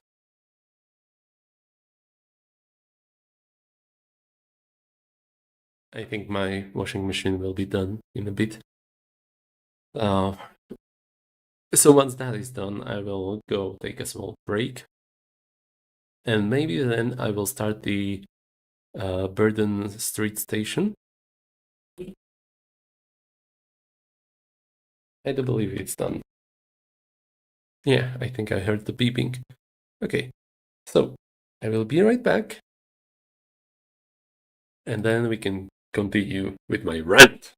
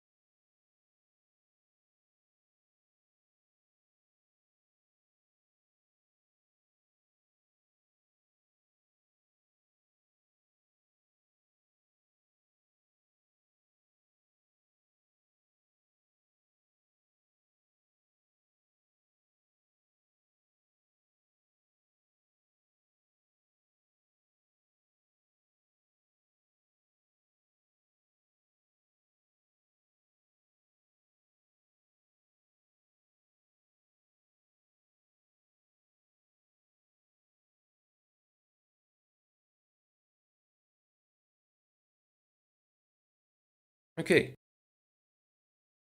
Right. As I was away, hold on, let me check a new message. Okay, that's something else. As I was away, I thought of one thing which I already managed to forget. Yay, forget. What the hell was it? Yeah, okay. There's this piece of writing advice, right? That I was reminded of. Show, don't tell. Which in books is about, instead of stating John was sad, You instead try to describe it and invoke that image in the reader's mind by saying, John wrinkled his brows and what's it called? John wrinkled his brows and frowned at the response. It means that he visibly turned more sad. For video games, I've heard this rephrased. Instead of show don't tell, it is play don't show. Because video games are an interactive medium. Allow the player to experience the story instead of being told the story. Hell, it's not just about video games. It's about the Mets. No, just that's a meme. It's not just video games, it is games overall. And you know what I'm gonna bring up? Dungeons and Dragons. Because this was a topic on a server that I moderate very recently. Someone brings up an idea of like, hey, if I want to introduce a player to my campaign, what should I do? Like, what kind of format should I? The myth, baby. What format should my information be provided in? And I stated that the format should be probably 1 page or shorter, because if it's more than that, players will be less and less likely to read it all. If someone sent me a 20 page manual to the setting, I won't be bothered to read it all. If he's gonna send me 10 bullet points, yeah, sure. It might take me a while, but I will read them. Because that's 10 bullet points as opposed to 10 pages. Unless each bullet point is sized like a page. But that's beside the point. Bullet points implies that the list is short. Probably something that could fit on a single page. I've seen longer lists. Hell, the list I am looking at right now has more than 10 bullet points and it is not even half of my screen. Why would I recommend that? Why not send the players a big document with the kingdom describing all of its cities, imports, exports, relationships with other kingdoms and all? Because players will not give a shit. It's not relevant unless it is relevant. And you might be thinking, oh yeah, that's gonna be relevant in my game though. What about that? Tell them. Let them experience it. Instead of stating that there is a Sandevican kingdom and the people of Sandevica are our enemies. Instead of that, have a Sandevican soldier approach the kingdom, approach one of its cities, appear in a city, and everyone hates this guy. And then reveal, oh, it's not actually a Sandevican. He might be native Sandevican, but he migrated here, and still people of our kingdom hate him because of his origin. Ooh, that's gonna tell you so much more than stating, oh yeah, Sandevican kingdom, our enemies. It's also gonna tell you, if you do it this way, that our kingdom is not just opposed to the government of that kingdom, not just opposed to its royalties and such, king, knights, king, whatever, but also its citizens, its people. And you let your players experience that. Hell, if you do it this way, your players can oppose it. Your players do not need to play into the stereotype.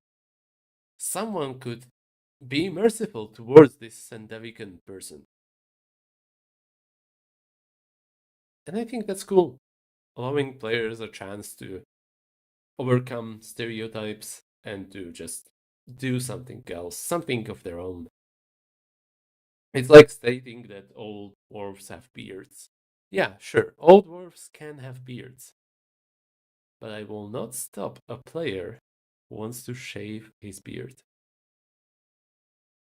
Because a shaved dwarf will stand out. On purpose. Yeah, he will get weird stares. He will not fit into the dwarven society. But you know what? So be it. It's gonna make for a more original character.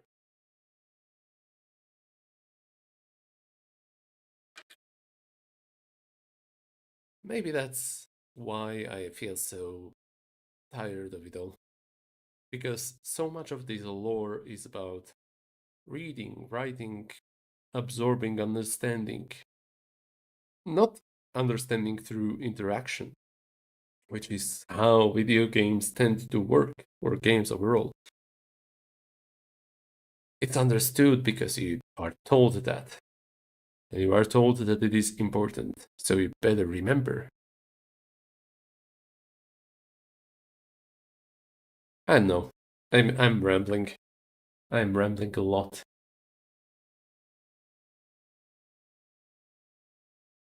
Actually,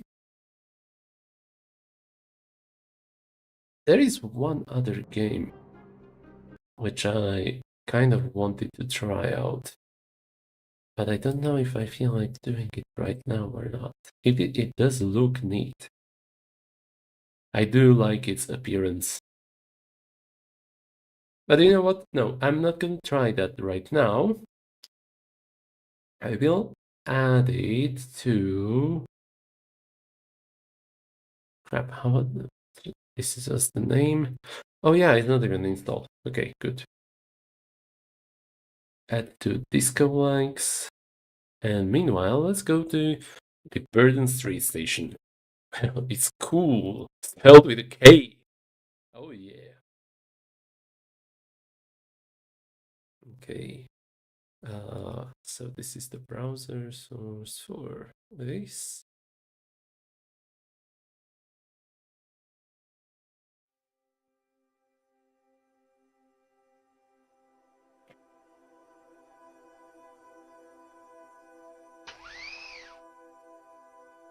Yes, English.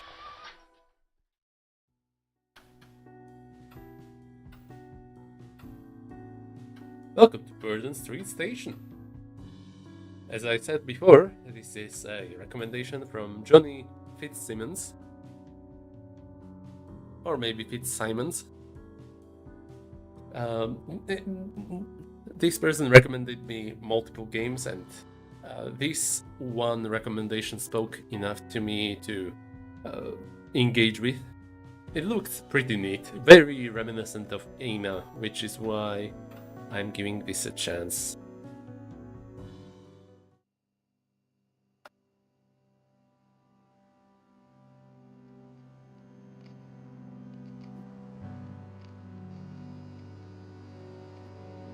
Mandate 7.1. A life is an accumulation of moments. Mandate 7.2. A moment is a commodity to be harvested. Mandate 7.3. A librarian's purpose is to sort the harvest. Mandate 7.4. The Celestials await their supply.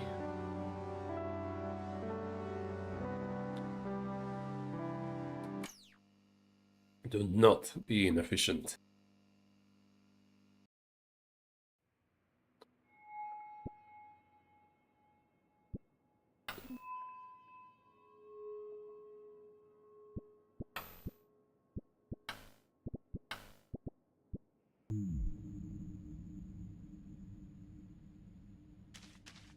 The city hadn't changed much.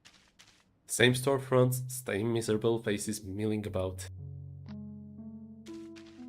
She was by the statue downtown, scraping up the thin layer of coins from her guitar case.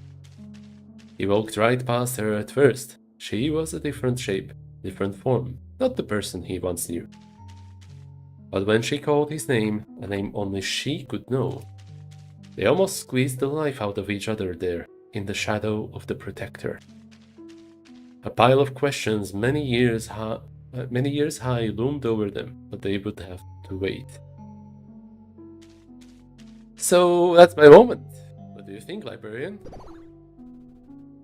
What kept them apart in the first place? They were like two birds trapped in a cage. Only one found a way out and broke free. The other liked the cage. It's safe and warm after all. So that's where they stayed until the cage came apart and they had nowhere else to go but away. So you're going to sort me now, huh? Do what you must, librarian. I think you'd fit the moon shelf well.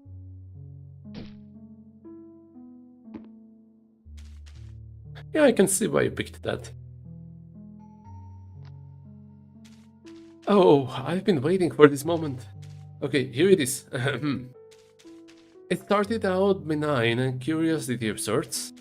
He'd stumbled upon a few strange forums late at night while everyone else was asleep, and what he found there consumed him completely. He stopped returning calls, started showing up late for meals, or not at all. The walls crawled with printouts, diagrams, pins, and thread. When his partner asked him, no, begged him to stop, he told them they were compromised and that they can't see the truth. So she simply left one night. Something tells me this is gonna be a cloud. No fighting, no crying, only a parting shot. I don't know who you are anymore. He stood in the kitchen, strangling a cold cup of coffee, like it owed him an explanation. It doesn't add up to me. How could he not see the truth all along? It's surprising, isn't it? When people get themselves into bad situations like this, it can be so slowly that they don't even notice. Like a frog in boiling water. He stood in the kitchen, strangling a cold cup of coffee, changed personality by clicking on a body part or pressing up or down.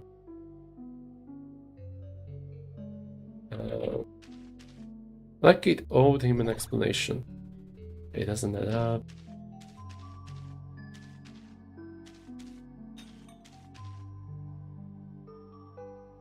Okay, what are body parts? Eyes?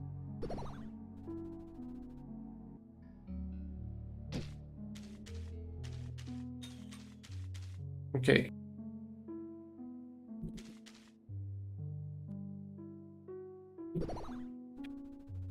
I don't get it. What the heck?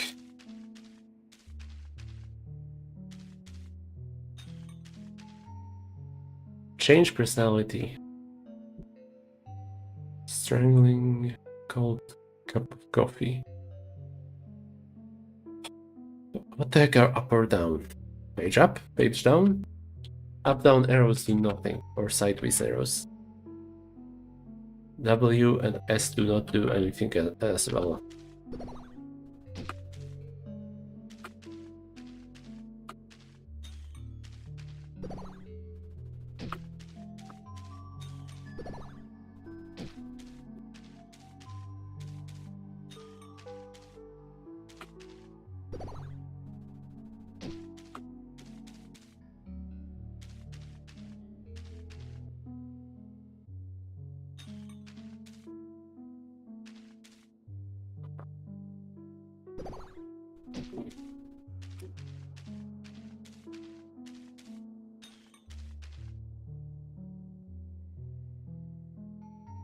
Strangling?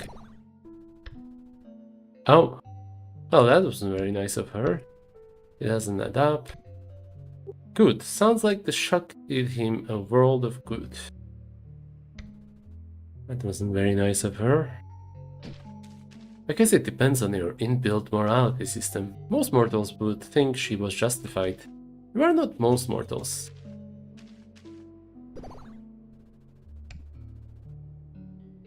Good. Sounds like the shock did him a world of good. Correct. He thought he was protecting them from danger. But in doing so, it's like he lost sight of why he was protecting them in the first place. The notebooks are still in a drawer. He doesn't open them anymore. But he kept one page, the one with her name circled and nothing else besides. So then, where should I go? This is a moon shelf story for sure. Ah, yeah, I guess.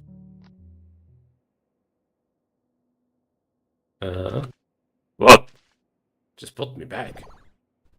You are supposed to tell me your moment so I can categorize you for celestial consumption. I don't need to tell you anything. My moment is awesome, perfect even. Too good for the likes of you. So put me back. Don't look at me like that, I don't know either. How unusual. This erratic behavior must be reported at once. How do I have to tell someone? This is bad. You're a liar. Let's see what management says. What? Seriously? I am a perfectly normal book. How dare you? Listen, just put me back and the collector never has to find out what you said about me. Besides, even if I had a moment, what makes you think I would tell you of all? You're near that. Wait, where are you taking me? Hey!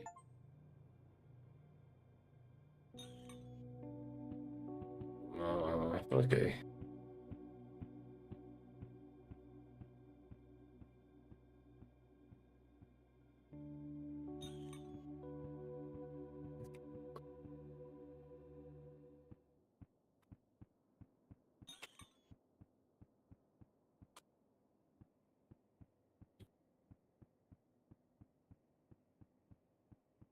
Okay. I'm not sure where the heck am I.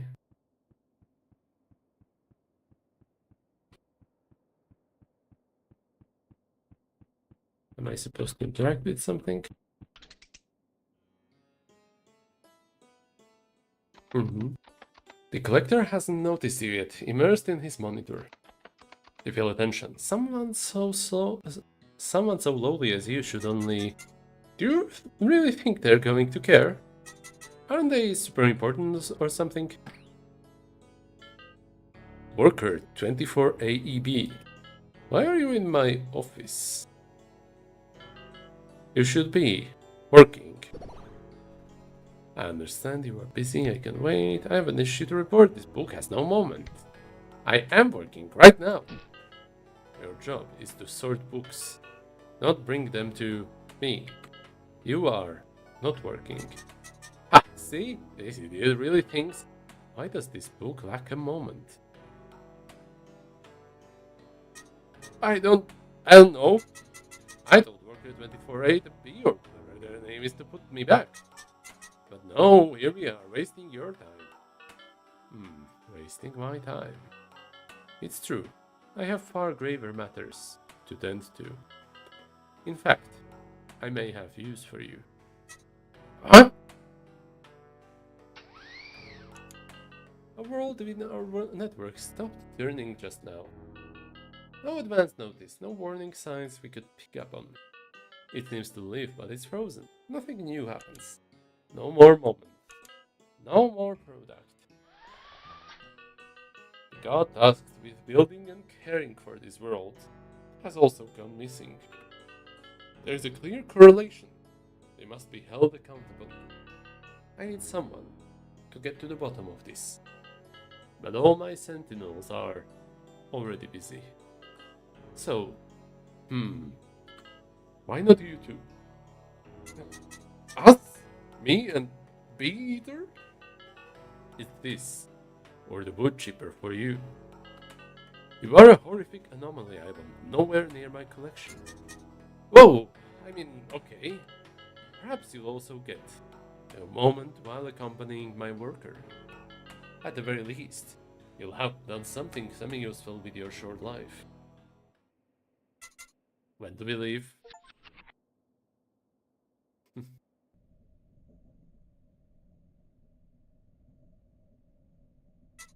Yep, I knew it.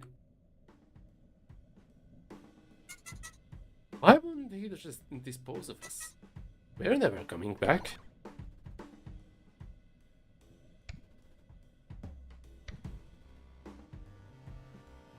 No, this is just a test, I know it. Ha, you really think so, huh? I just realized you have absolutely no idea what's outside the Grand Archive, do you? Oh wow, I'm about to blow your half-baked mind so hard. Okay, so check it out. Look out the window. Okay, that's neat. Why do you think you're never allowed to actually read the books? There are no words, no ink. The archive literally traps actual moments inside us. Coffee with friends, first dates, breakups, tragedies, comedies, real lives, lived lives pressed to our pages forever. This is where they're harvested. Look at those fibers. I bet you had no idea there was a literal farm of worlds right outside where you sleep at night. The collector would never let a worker like you know. That's why we can't go back. This is the one-way ticket. You've doomed us both to it. Speaking of tickets, the conductor is coming. We should get ready to show ours. The collector did give you one, right? Give me strength. I feel like I could have chosen a different body when I was given an option to.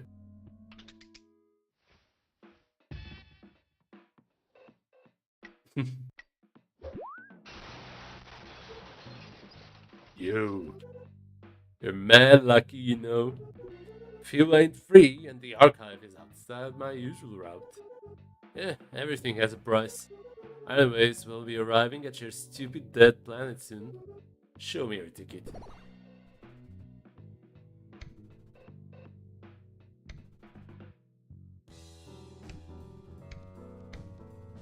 Is there maybe an alternative way? What do you mean, an alternative way? Kid, this isn't the movies. You can just join a company and work off what you owe. We have interview processes and regulations and stuff. I can let you off the train if you don't have a ticket, got it? Show me your ticket.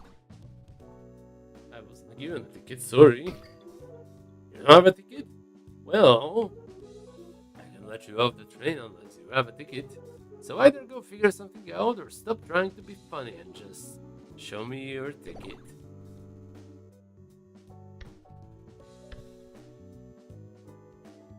This conversation is getting too long. Don't care. I'm going nowhere without a ticket. Show me your ticket.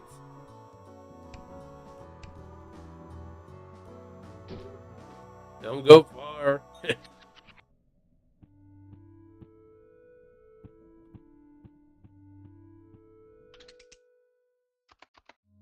Oh, curious. You're one of those brainless worker drones, the archive birds. I wonder why you're here, pissing me off and not sorting shelves back home. That book you've got is interesting though. She for sale? Don't even think about touching me. Huh, okay. But if you're not selling moments, then what are you doing here?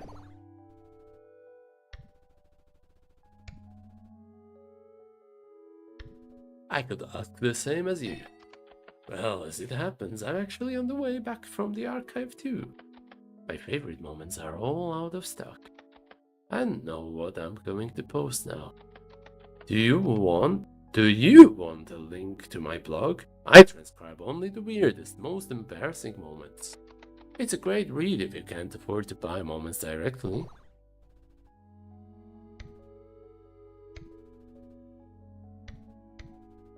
Isn't that a little invasive? Invasive? But they'll never know. They can never find out. It's all good fun. It's very fun. Especially for me and the other Celestials. Do you want the link?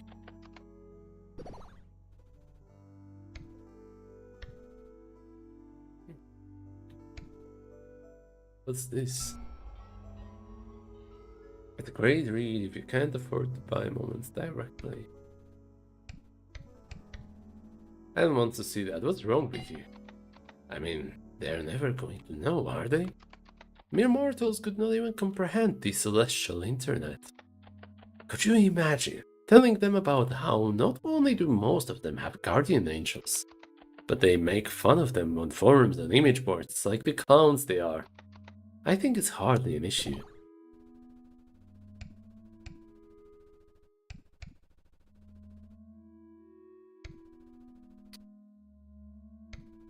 What if someone made a compilation of all your most embarrassing moments? What? Me? Embarrassing moments? That's stupid. I'm not some pathetic mortal to be laughed at. I'm above that. He couldn't even begin to understand what it's like having all eyes on you. Being a celestial is hard, okay? We have to be perfect. If anyone tries to make a fool of me, I swear I... no, forget it. Forget I said anything at all. Just shut up. You don't get to see me like that. Nobody does. Extraction moment. What the freak? Okay, hold on, I cannot exit. We used to talk every night. I thought we were best friends.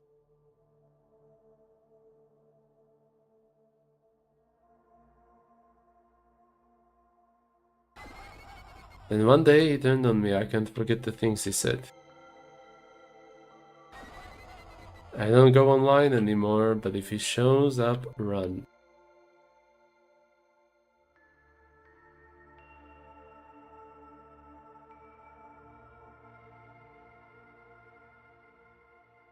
Oh, what is this game?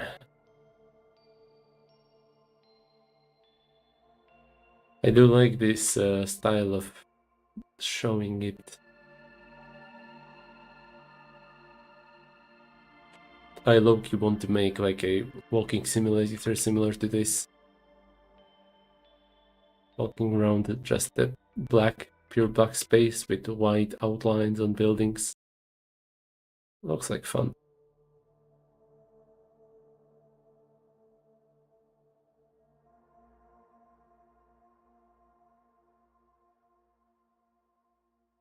I feel like there is supposed to be some spot that I will reach and where I will get a new dialogue option, but I don't see any hidden spot like that. Unless I am supposed to just walk through some wall somewhere.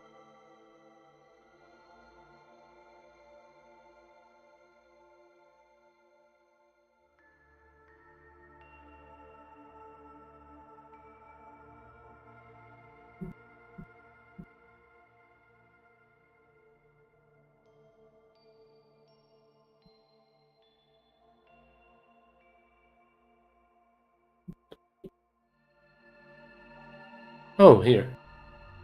He hasn't changed one bit. He never will. Unlocked shameful.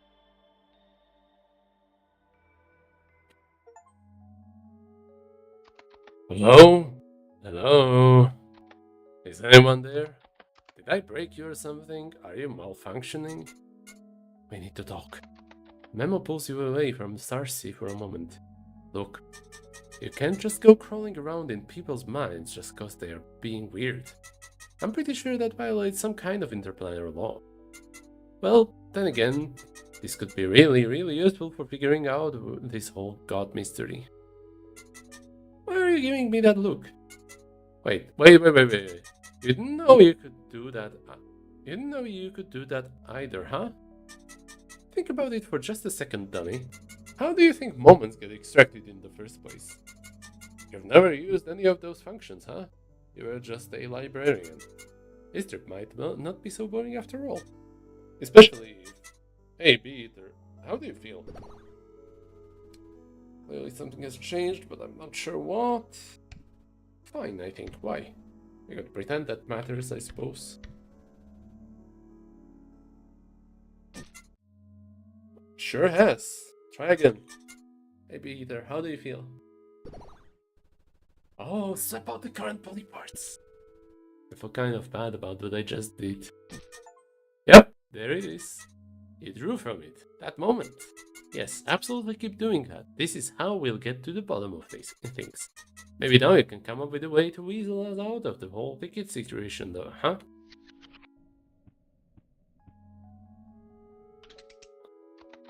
I overheard you saying you don't have a ticket. I've heard the conductor traps the souls of anyone who doesn't pay on the train. And then uses them as fuel for the engine. I'm just kidding. But wouldn't that be interesting? Are you really sure about that? She gives you a reassuring smile. I can offer no other help than a word of advice. You're not in the archive anymore. People are far more complex than simple books. So listen closely. The more you speak with people, the more insight you build up. If you can't get them to open up, you can burn all that insight to see beyond the veil. You'll be able to read into what sort of responses work and which ones don't. Just like you did with those talking books all your life. However, each time you do this, it will burn you out. You must find a place to rest and untangle your thoughts. The more burned out you are, the slower insight builds up. The ability to extra consciously understand what makes a person tick. Isn't that interesting, little librarian? I simply adore your little walking information sponges. Oh, you little walking information sponges. Come talk to me again anytime. Hello. Show me your ticket. Oh, there's a funny story about that. Oh, what? Using the inspiration gathered from chatting with the other commuters, it's been a complex soap story full of valid-sounding excuses.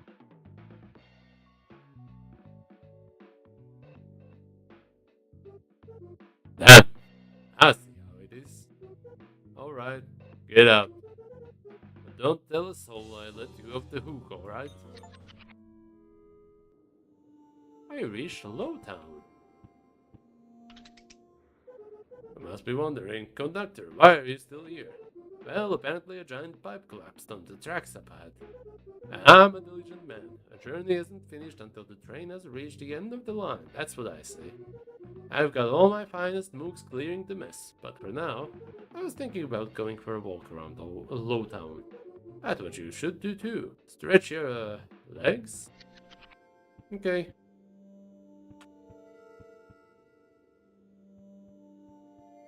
Huh.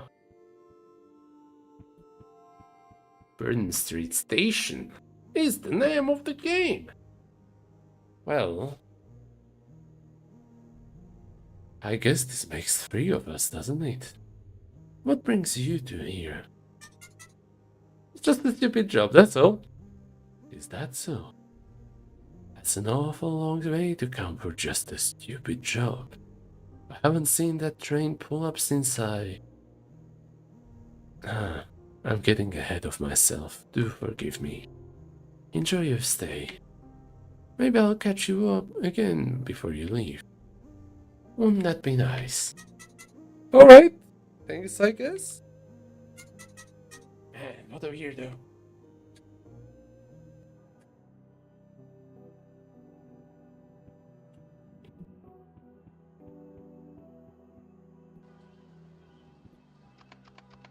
I like to stand under the awning and catch rain droplets on my tongue. You can tell a lot about the place by how the water tastes. I'm somewhat of a connoisseur. I have no idea what happens with the question mark equal fourth and what? I am a talking bus stop. I am so lonely. Please talk to me. Where would you like to go? No, nowhere so far.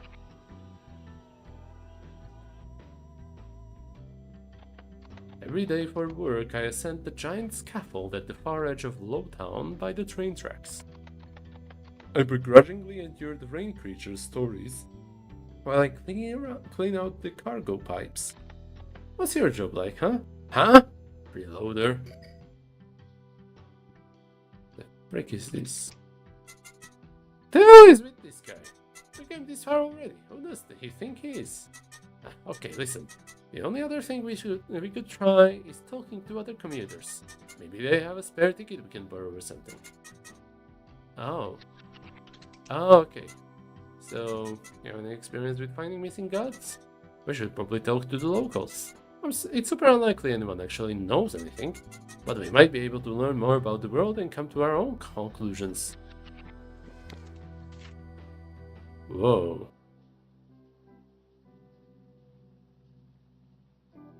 Keen observational skills given to you by the collector, originally used for sorting sentient books, now used for analyzing people and stating the obvious. What?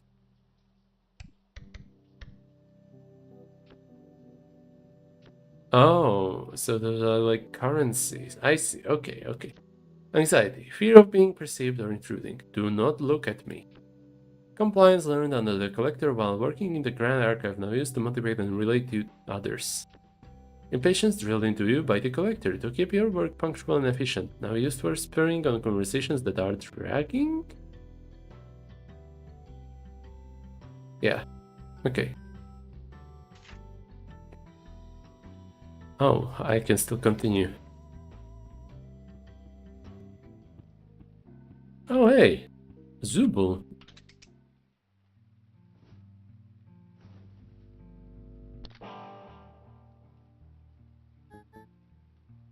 Oh, hello.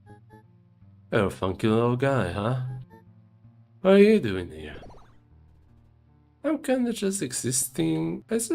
I'm sort of a journalist, there's always a silver lining. Do you know where I can find a cafe? Let's go with journalist. Oh, really? And you're here to ask about my new album? Right on, little fella. It's Zubul! It's the biggest thing I've ever worked on. I'm gonna take over the radio and play it at work. There's no way I won't make it, I'm gonna be a millionaire. Man, I love to tell you about it. But it's all under wraps for now. It's not really for the world, not yet. So, what's your deal in life? Do you make anything? Art, music, something else?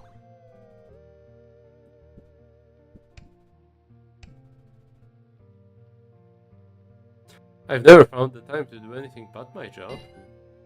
God, so real. But I've got a mantra I live by.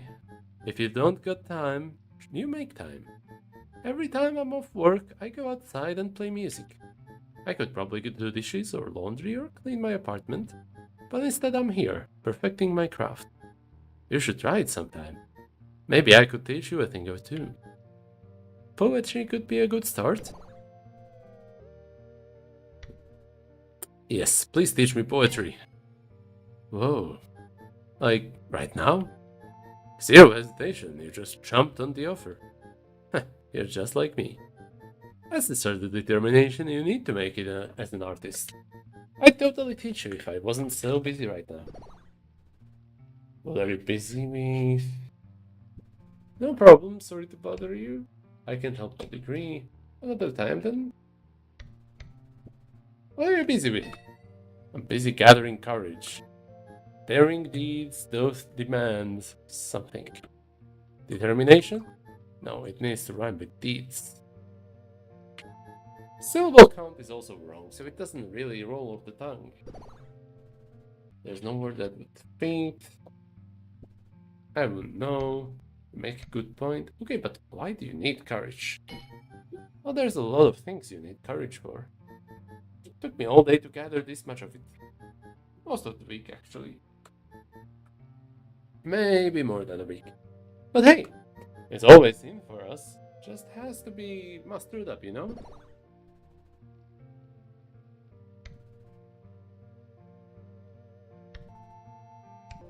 Are you in love with someone? What? No. No, it's nothing like that, genuinely. There's no gangle in this world. Just, there's a cafe I really like nearby here. Maybe you've been. The Holy Crab? Well, the food is amazing, but the atmosphere? The manager must really love those gaudy operas. They're always on the stereo when I visit. I would really love to help. They could go do with some real music. But how do I approach them about it?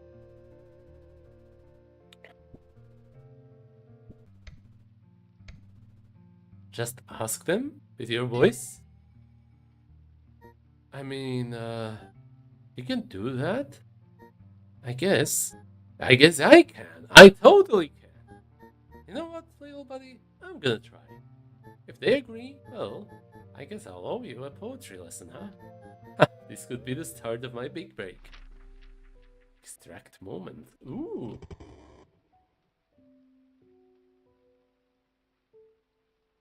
Is this gonna lead somewhere? What the heck? Huh? I thought I was alone. How did you get in here? I heard you from years away. All this gnashing and grinding. Can't you see I'm busy? Yes, I can. Nothing sticks. these ideas, this matter, it all falls apart. Then would you like some help?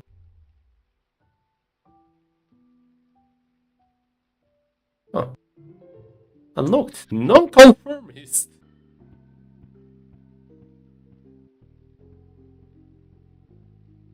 Oh, Memo has something to say. Oh, let's talk. You zoned the hell out again. Learned anything interesting, or was it just more invasion of privacy? I spent the next few minutes recalling what you saw, detailing everything from start to end. What the?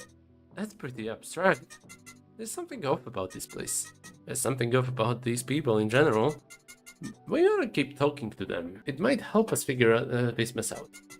I'll keep them tracked on my map.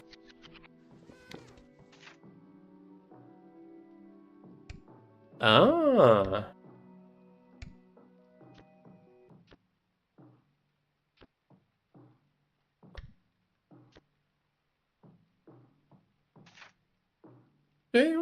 Okay. The freak? Oh, that's my new body.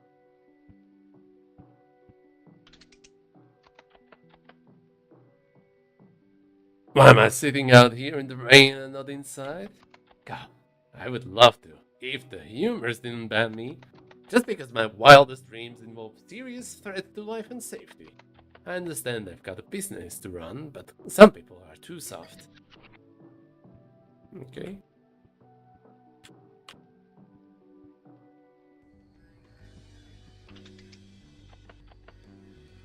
You're new. Never seen you before. Maybe you're tired or low on happy chemicals. Can I interest you in, just your wildest dreams? It's true. The walls listen. They can hear your soul crying. They know what you want and they can give it to you.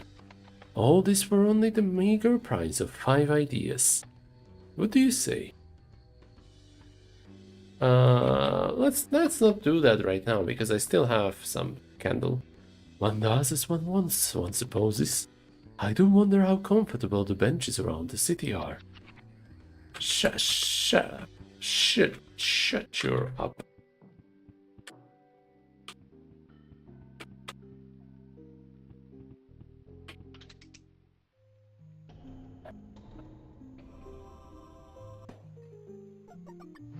Oh!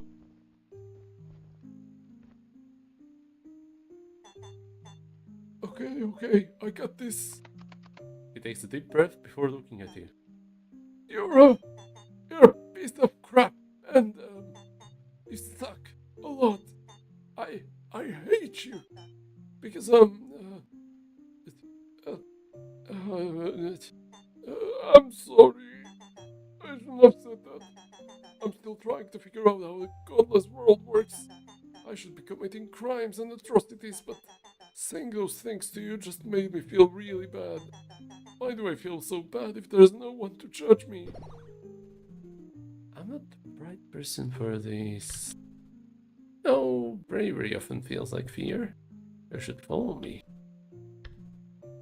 Not my problem, jerk. I can judge you. No, it's not the same. You're just as flawed as I am. You can't be the one to judge me. Why do I feel so bad if there's no one to judge me? Bravery often feels like fear. You sound so positive. Are you sure? Really sure? Oh no. Well, why do I feel so bad? I'm not the right person for this. You radiate such sadness. You also really confuse me. Oh. I don't think sniveling is gonna work here. Can you think of something to, make them feel better? Oh, you distracted me. Why do I feel so bad if there's no one to judge me? You should follow the law. Maybe. But law is just the rules we made up, us imperfect mortals. You cannot follow or believe in us. Mortals are flawed. How can you follow that which isn't perfect? If they make some horrible mistake, wouldn't that reflect on you?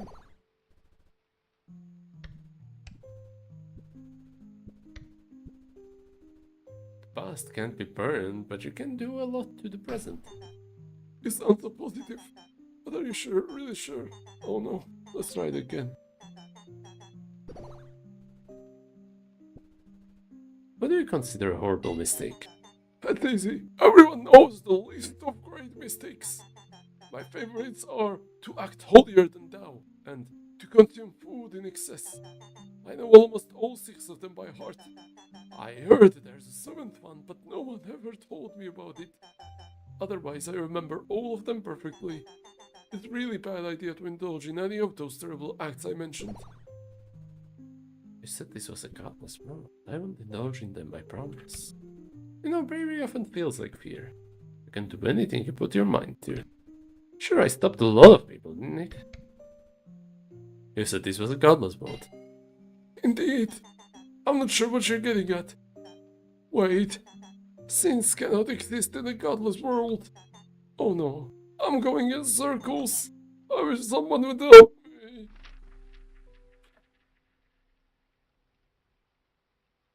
Okay. I still have no idea just when the extraction. It's not that you're wrong, it's that. Oh, I know I'm wrong. I've been wrong for a long time. I don't believe so. You're just pushing until it breaks. If it breaks, then it's wrong.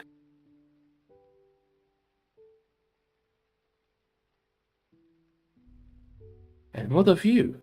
If you break.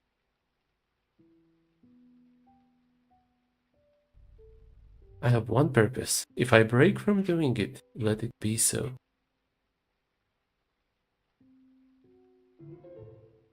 Domesticated.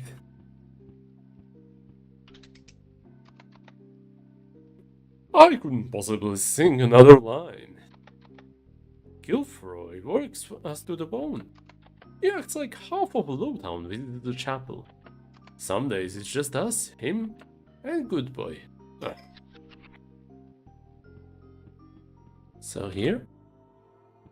Whoa. The choir brings such joy to the unwashed masses, I mean people of faith.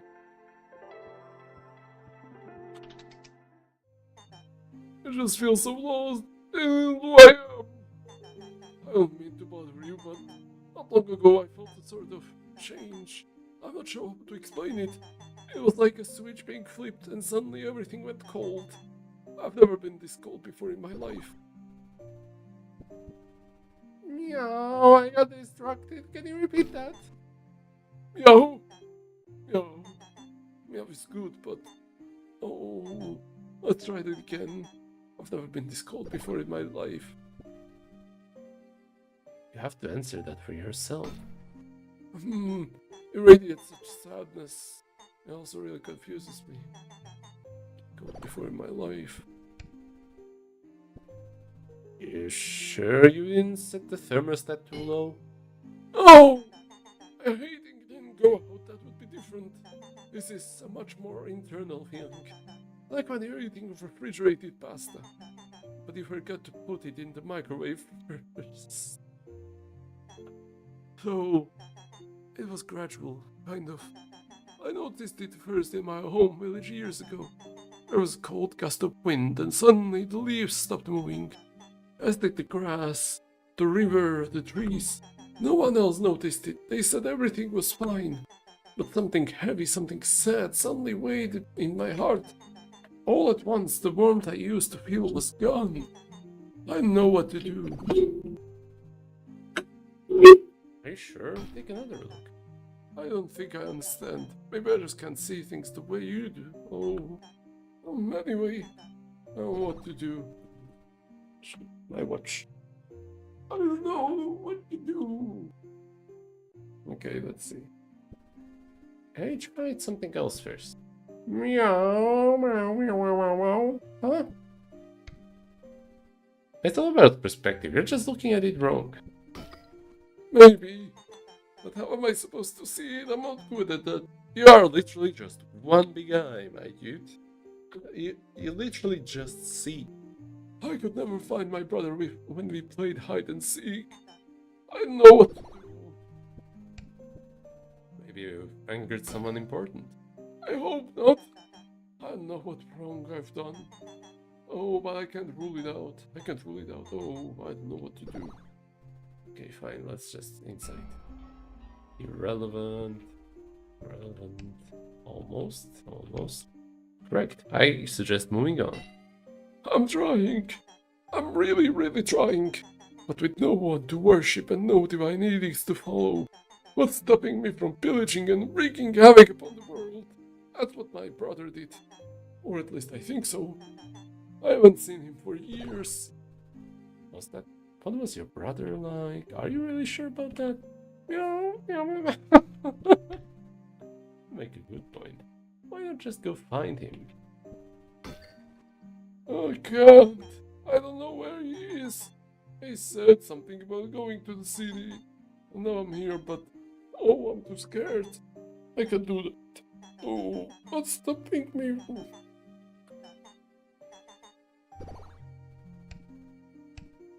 Okay, so? Oh, you sound so upset. Maybe I was wrong to talk with you, but oh, you distracted me. What's stopping me from pillaging and wreaking havoc?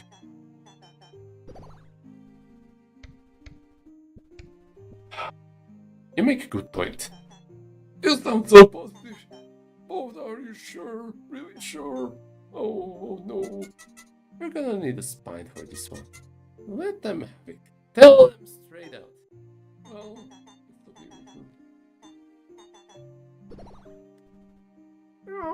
what was your brother like? Well, we grew up in a remote village really far away. Everyone in the village got along really well. We'd work on farms, go to mass on weekends, and have wonderful feasts. Actually, I haven't seen a single horse since I moved to the city.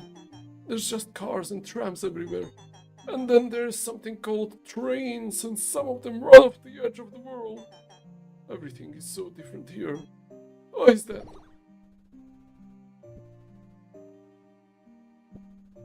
You seem sad. Would a hot chocolate help? Meow. Meow. Meow. Meow is good, but oh, okay. So everything is different here. Why is that? You ignored my question. Oh, sorry, I got sidetracked. My brother and our parents never really got along. He'd always do the opposite of what they asked, and they would get really loud sometimes. Mother and father said he was the black sheep of the village. They told me to avoid getting too close to him, but he was so cool. He always knew what to say and could talk to anyone. He even played music on the guitar he found in a dump one day. One day he borrowed father's toolbox to repair it while he wasn't looking. Father would help and get really mad if he touched his workshop. Though my brother did some weird things too. He'd steal mother's clothes sometimes. And then he would put them back. She would lose her mind because of it. Her favorite blue dress would disappear and reappear randomly. Don't tell mother I said this, but it was very funny. Me and my brother would try our best not to laugh. I wish I'd asked him why he took the dresses in the first place. I wish I could meet him again someday. But I doubt he would want to. Oh, okay.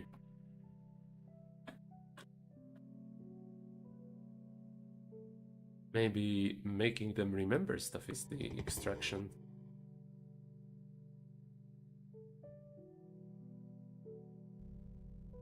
I can't take this anymore. And all you do is lecture me. I only want the best for you. If you really did, you would let me find my own way. But yours ways are dangerous, impulsive. Who are you really?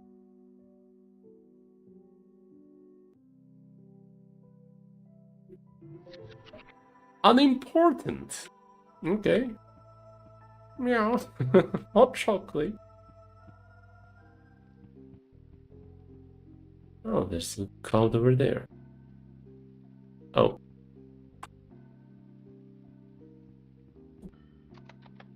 Don't buy carpenter's chocolate. My friend told me it's actually just sawdust and brown paint. I've been eating it for years. How could Carpenter betray me like this? Whoa. Oh, it worked! I got the gig. I can't believe it was as simple as just asking. The barkeep said she heard me outside a whole bunch of times. She was going to ask me herself, but was always pulled away to do something else. Things are really looking up for me. Today the cafe, tomorrow the stage, right?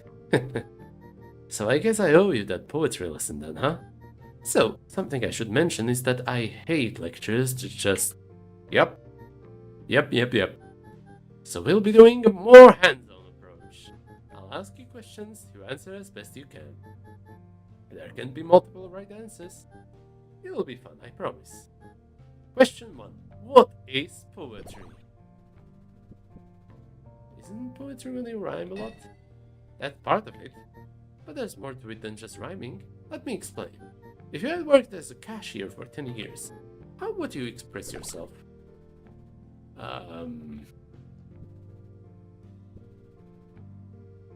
You seem sad. Would a hot chocolate help me? Oh, irrelevant is a chess piece. Can you lower your voice a little, please? I'd express how much I want to move from the job. You and me both, buddy. Working the same dead-end job for so long could definitely lead to some expressive poetry. Especially if it's the only thing you have experience in, so it's all anyone will hire you for. Now, for the next question. Imagine this situation. Your boss has refused to increase your salary for the 3rd year in a row. How would you write a rhyme about that?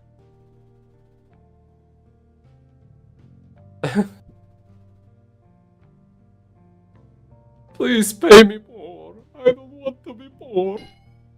Oh my god. Adorable. And you did it. Your first rhyme. You're doing great, little buddy.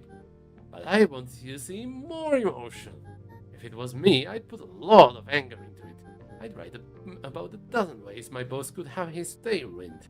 For example, you masked up crazy-eyed, suit-wearing leech. I can't bear another word of your inane speech. I hope your twine catches on a car passing by, and your unraveling teaches you what's important in life. See? Best poetry usually comes from being specific. Like, really specific. I didn't have to bring up his mask, he probably wears it for a reason. But like, it's all I can see when he's yelling at me. God, what a tool. Anyways, let's move on to the next lesson. Your landlord knocks on the door with a message. I'm raising your rent by 20%. Imagine this in tandem with your lack of a pay raise. Push your feelings into poetry. I watched them splitting hairs over the convex dictionary entry of unfair. Please think it over a bit more. Landlords clash to ask for cash. Makes it hard to not scratch them. I can't help but agree. Look beyond that. Look beyond. What's your next move? Feelings? I would punch him in the face. Hell yeah! Wait. I mean, no. Don't do that. I am probably legally obligated to tell you not to do that. Do not punch him in the face until his nose breaks. Absolutely do not kick his chins and then stomp on his shiny brand shoes. Do not push him out of a window and then dive after him with your elbow first. And do not suplex him into the pavement when he least expects it. It would be very bad if you did any of that, especially in that order. Alright, next lesson. We're gonna be approaching the most common yet impactful theme in all of poetry. Love. Can you even be a songwriter if you haven't written about love? I mean, you probably can, but it's like going to the same pizzeria for your whole life and only ordering kebabs. You know? Actually, no, that's a terrible comparison. Pizza is my comfort food and I don't write that many love songs. Not that I eat pizza very often either, but like, you get the idea, right? What I'm saying is, you should try writing about love at least once. So let's imagine this scenario. Say you're helping someone pick out clothes in a store. However, while doing so, you notice that this person is extremely beautiful. And you can't help but immediately fall in love. But also, they don't really know who you are. You're a total nobody to them. How would you put your feelings into poetry?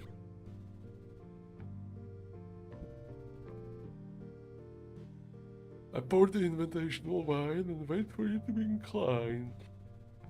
Stuck in a glass box, watching you go by, and I can't even try. You and I will always be like this. When happiness shows up, will you recognize it? There's something good in all this. I'm a powder keg in a burning warehouse just outside of town. And you're about to blow up. You're filled with so many unsaid thoughts, so many emotions. So you go to a safe place where nobody can see or hear you, and let out your heart in the most raw, gut-wrenching way. Maybe you scream in rage. Maybe you break down and cry. Maybe you sing until your throat hurts. Maybe you play guitar until your fingers bleed. Or maybe you do all that at all at once. Sorry, I got a bit carried away there. You did wonderfully. I'm very proud of you. There's really not much more that I can teach you. Unless you want to learn how to play guitar and compose chords. But frankly, I feel teachered out. Anyways, you pass. Congratulations. I can't offer you a diploma or a certificate or anything, but I can give you a thumbs up and a smile. She gives you a thumbs up and a smile. You notice she's struggling to keep up her expression. Ooh. False positivity. Or something, I don't know yet.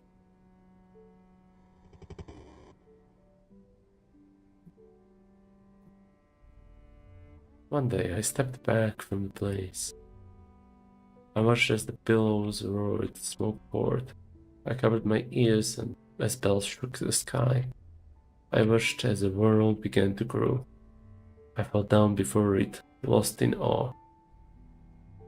It was so beautiful, so impassioned, inspired. But already bricks fell half-imagined supports gave. I must do something to preserve this terrible majesty.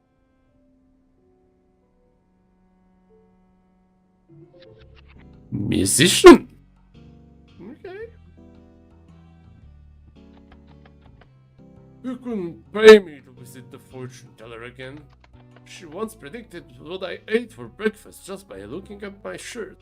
So creepy. Get out of my head. Get out of my head. Okay, what kind of voice? The coffee here used to be affordable.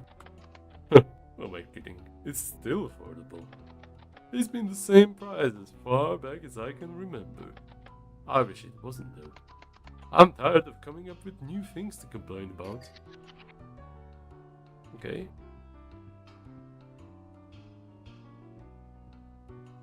Oh, there's more.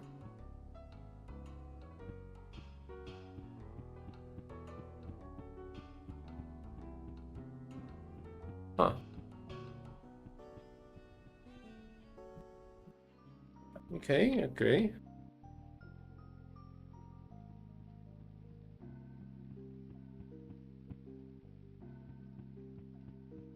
So what's over here?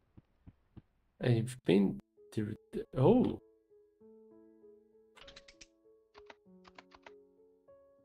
Oh dear! Sorry, but I'm out of hours. You'll have to come back another time. It's what I would say if time hasn't seemed to stand still lately. Something is wrong. It never brightens nor darkens. Clocks taking place, going nowhere. And now you're here, like a pale horse.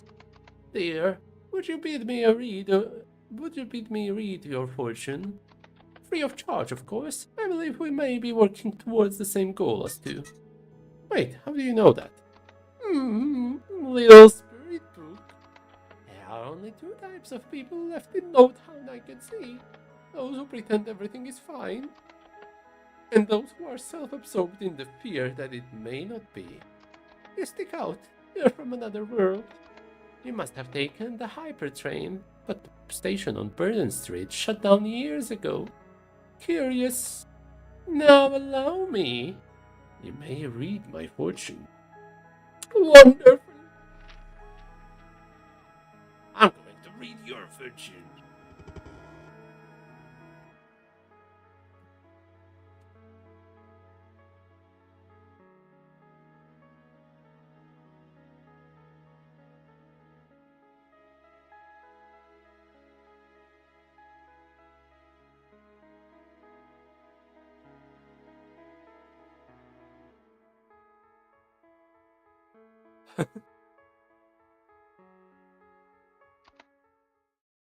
Hmm.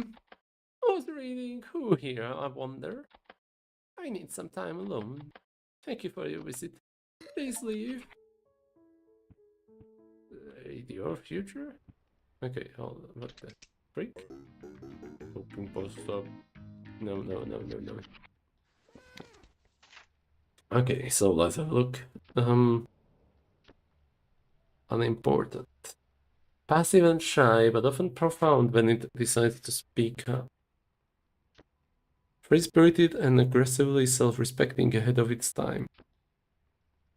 Compliance. Oh, this is obedient.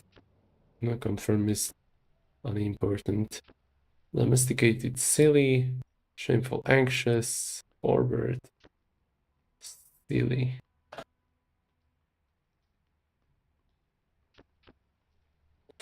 Ambulator. Okay.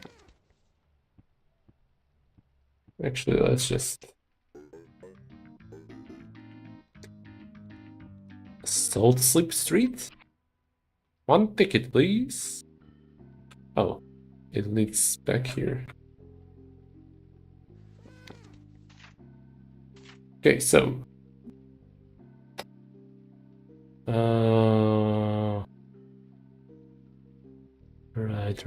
Right.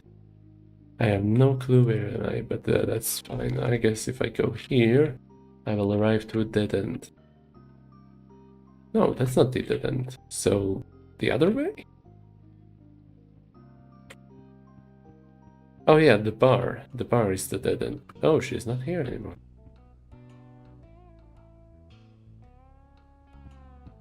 Okay.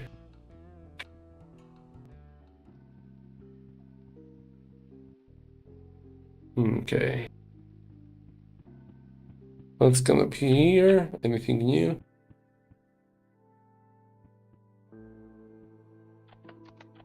What is animal in my apartment? I'm in my cathedral.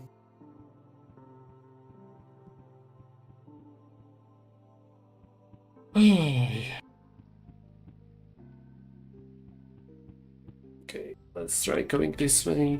Talking to the worker.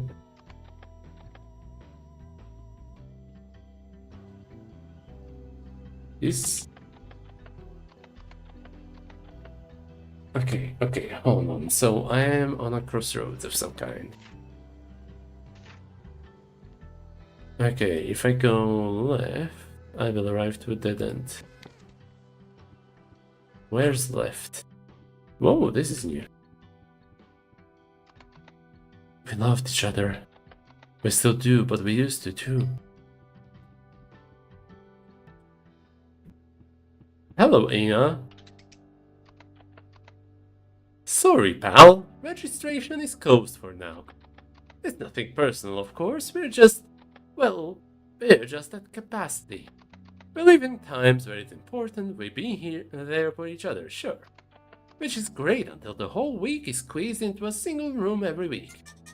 What do you mean? Is this a club or something? Sort of. This is the community center. Originally, it was just a place for people to meet and make new friends.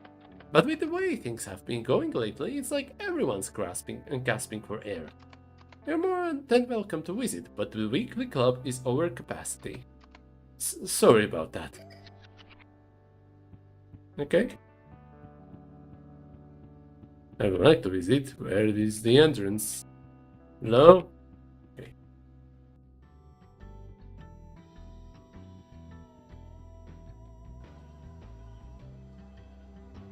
Okay, so did I go here? Oh yeah, that's the burden station start, I think.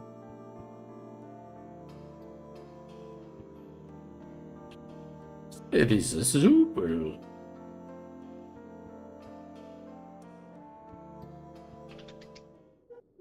Eh, what? I told you, I'm working on it. Go into the gift shop or something. They have those here. Okay, fine.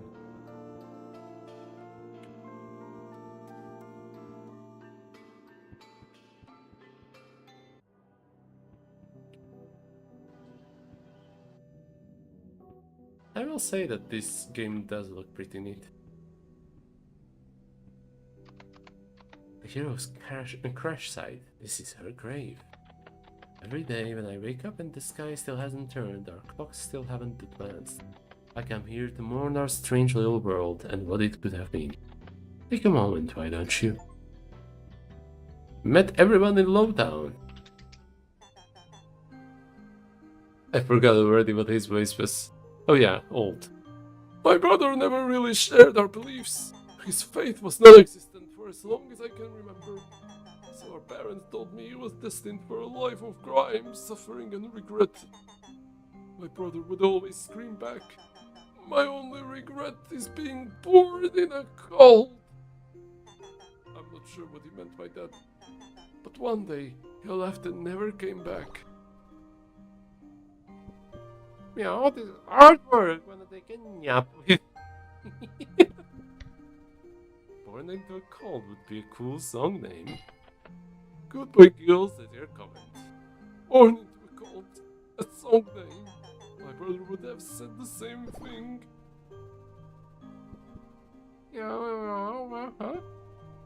Have you tried something else first? Would you make a living off the merch sales alone with a name like that? Cult Barn would be a cool band name. Yeah, well, I wouldn't really know. I wish I was good at music, but I've never really been good at much of anything. All I was taught was to be good to others in the name of a higher being. Though now that the higher being is gone, my purpose is gone too. My parents always said that those without faith will inevitably turn evil. And now that mine is gone, oh, I'm not sure when it's gonna happen though. I imagine one day I'll wake up and my first thought will be, today I will commit mischief. And then burn down a building or steal candy from a child. You always see that in the newspapers. Someone really evil that does something so terrible, so abhorrent. Oh, and soon it's my turn to be in the newspaper. Oh, I don't want to. I don't want to hurt anyone. Please help me. Not quite my tempo. I don't know, that sounds scary. Don't worry, dude, you'll be famous. Yes, definitely. Guess you'll just have to deal with turning evil and stuff. Let's go with this. Don't worry, dude, you'll be famous. No, I want to be famous. I don't want to be myself, and I want to stop feeling so cold. Oh, yeah. Well, I wouldn't really know. It's just good music, but.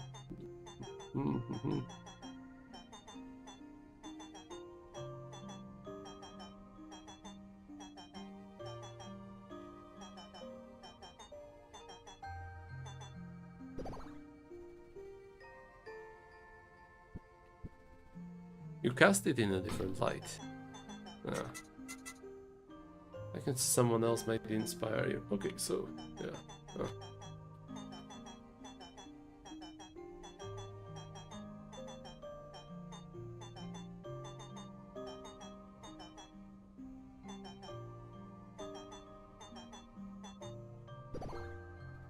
Okay, I guess I don't have the proper mindset for this one yet. Did I talk to this?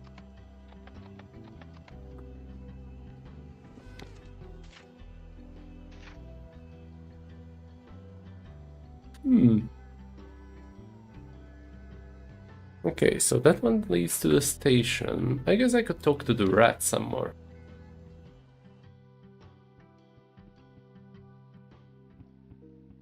I think it's this way? Is it this? Am I on the right track? Yeah, I am. Oh, that's Lydia, right. Sounds like she's singing. The sky is black with diesel fumes, the water is boiling in the sea. Oh? Hey, it's you again. You know, I forgot to ask. What are you gonna do with your new poetry skills? Oh, I'm distracted. Can you repeat?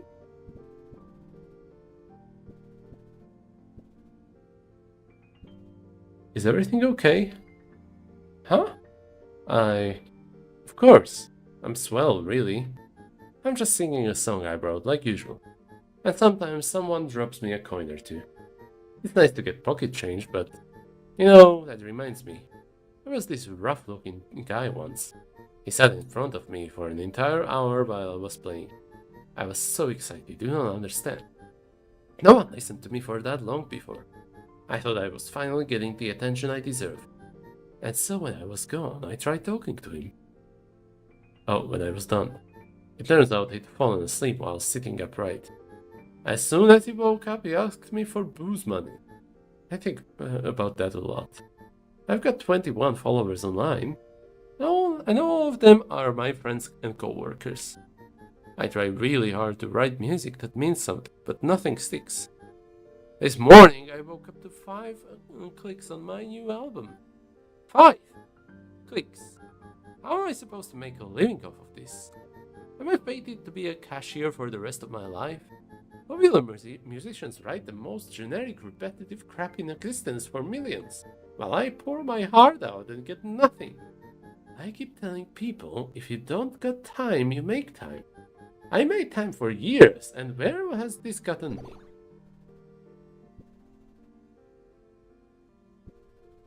A good job finishes most things now. Huh? I don't pause, I guess. Let's get back to the topic.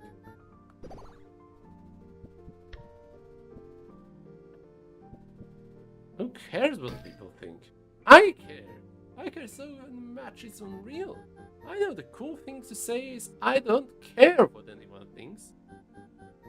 But that's a big fat lie, and anyone who tells you otherwise is lying.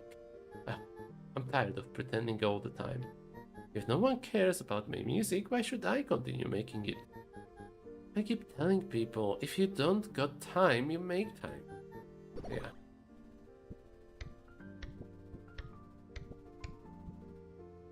I agree completely. Less sure of yourself?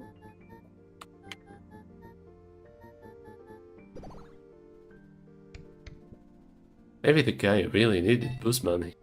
What? That's ridiculous. No one needs booze.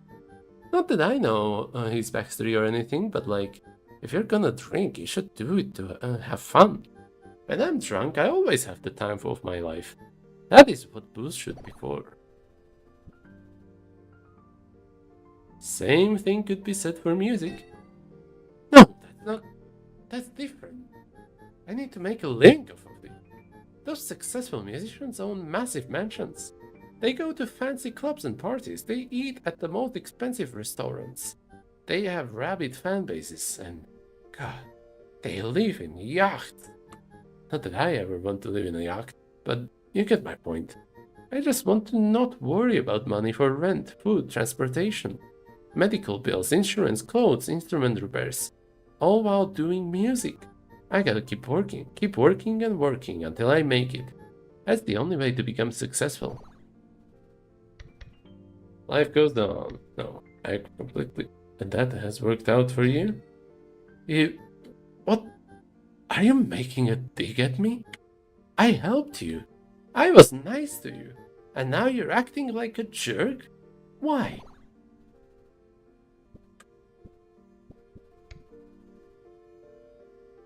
You need to stand up and raise your voice. Oh.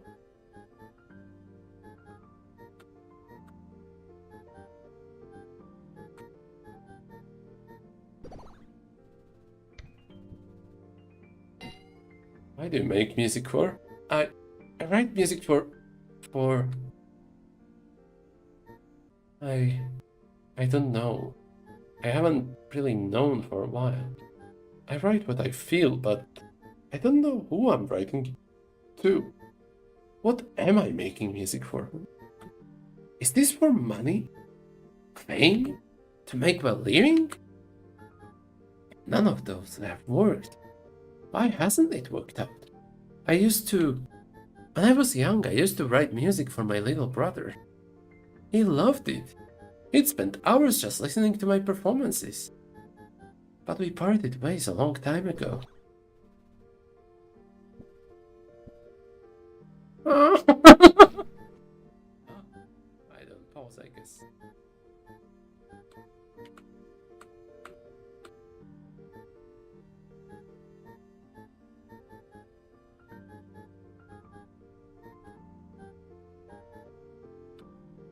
Okay.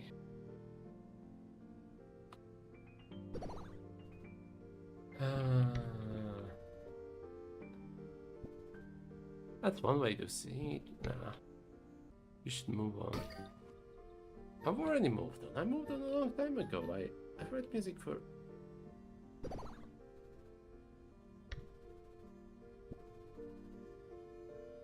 Maybe you should write music for your brother again.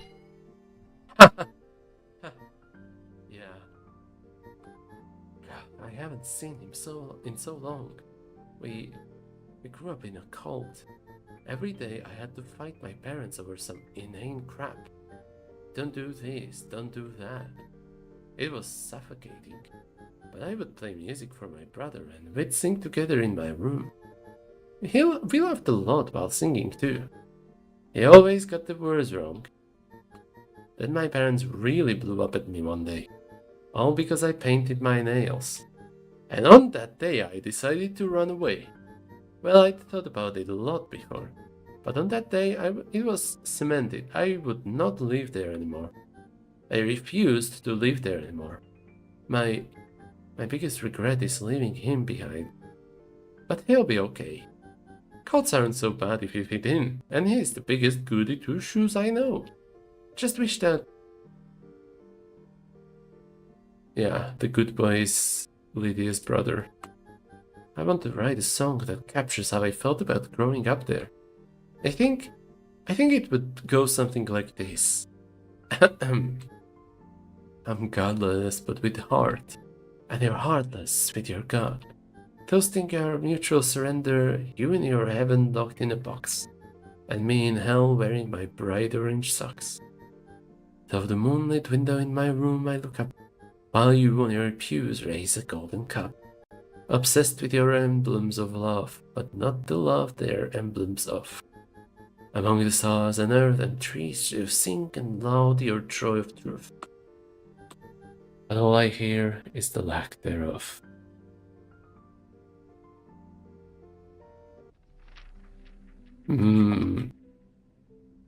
Very interesting.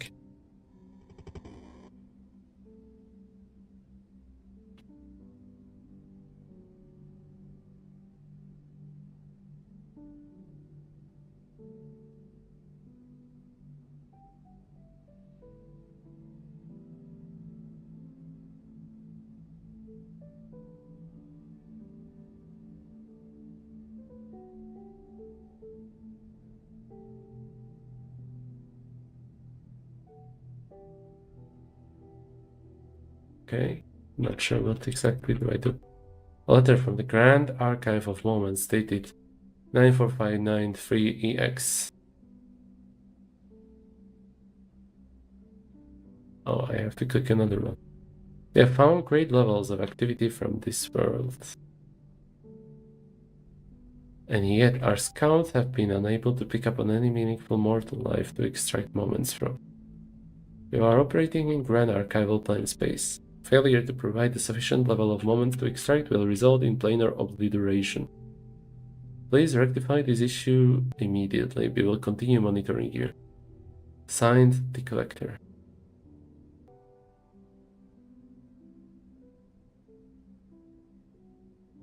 Damn. I unlocked the Sage.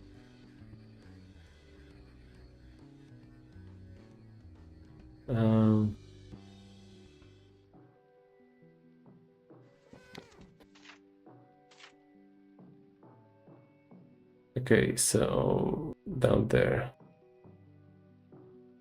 I guess I found out who his brother is.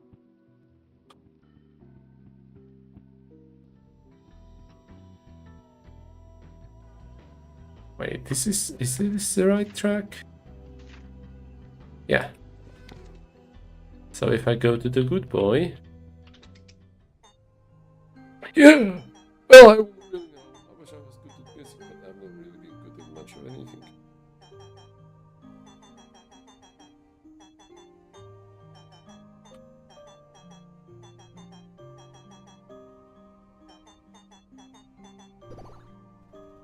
Do I have anything new? No new legs. No new head. Oh! I'm couples, but with heart. Oh! Mysterious. Huh? What are you doing? And you're heartless with your god. Oh my. Toasting our mutual surrender, you and your heaven locked in a box. And me in the hell wearing my bright orange socks. No, wow. I see tears welling up in his eye. Hmm.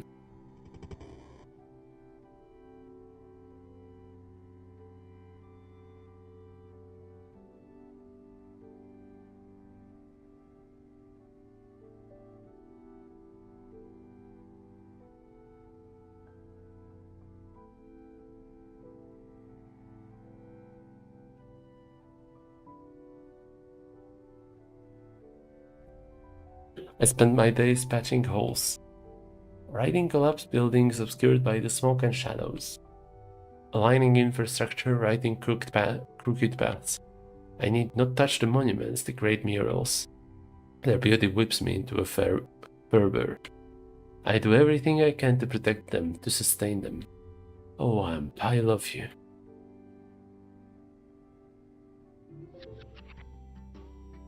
Ichthys.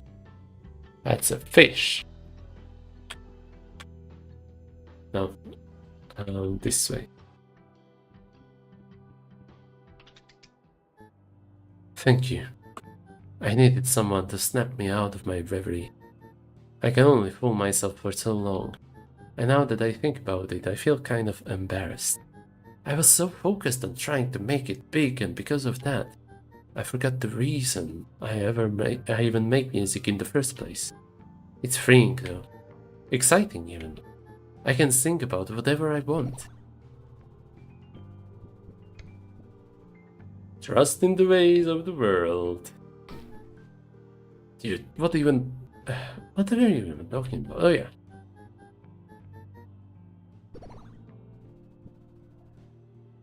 Don't fear growing slowly, fear standing still.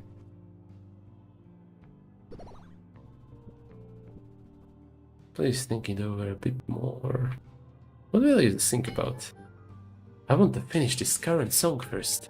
I really like the direction it's going, but it needs some more work. I need to figure out chord progression, melody, more lyrics, etc. God, imagine the faces on those back home if they heard this. But I'm never going back. Honestly, they might not even let me leave. It's a shame too. I'd love to rescue my brother from that place. Or maybe just take him on a vacation to the city. See the sights, take the underground train, sneak on top of a skyscraper. But he's probably so indoctrinated by now that he wouldn't dream of leaving. Your brother is fine. Oh, wow. You say that with such conviction. How would you even know that? Your God has abandoned us, and your brother seeks his lost comfort. You.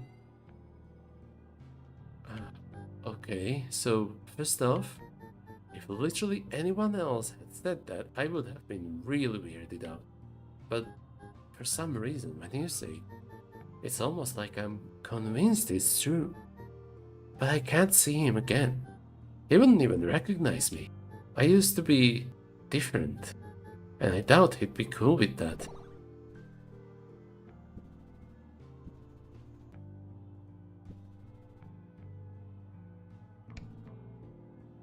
He would not care. He's still in our home religion. Quite frankly, he's better off there. He's fully indoctrinated now. Do we hope to meet him today? What? No, I mean, Lydia laughs hesitantly. Yeah, Listen, thank you for giving me hope like that. I'd love nothing more than to meet him again, but Lydia begins to tremble. How? Why do I believe you? There's no way, there's just no way.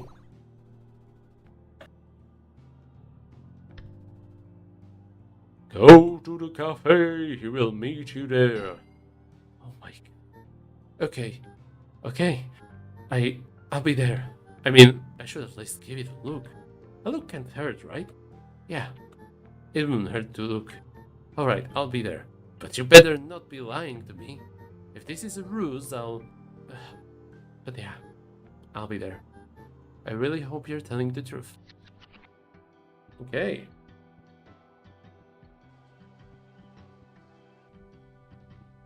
Okay. We're going places. So, opposite of that, that's this road. Is it? Is it not?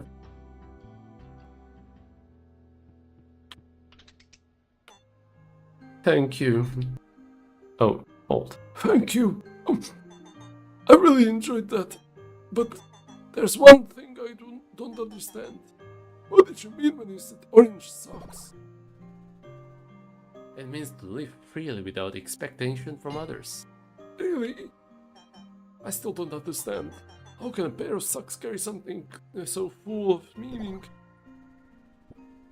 Isn't it obvious? I don't think I understand. Okay. If your biggest worry in life is the color of your socks, then you must live comfortably. Oh, that's such a good point. I could never think of that. There's so much wisdom in your words. Did you write those lyrics? They belong to Lydia, a singer that hangs around sometimes. Lydia? I'd like to meet her. Is there more to the song? I would really love to hear the rest. The beauty in those lyrics.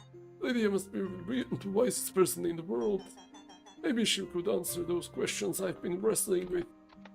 Meet her at the cafe. She'll be waiting for you. Gladly. I'll be there as soon as I can. Oh, I should hurry. How about you? New in town, right? If you're looking for something to do, check out the monument. There in a good rest, the dream rooms in the west, and only open time.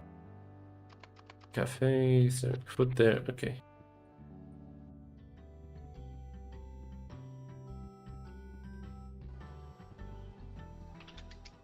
Cafe.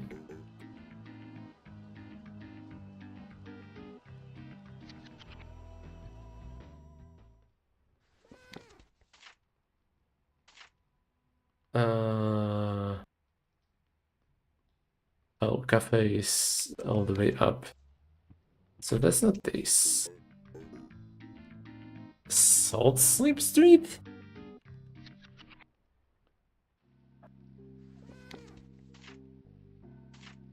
Yep.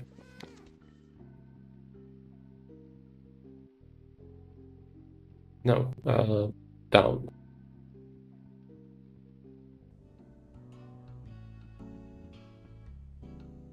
Oh. Oh, you must be Lydia.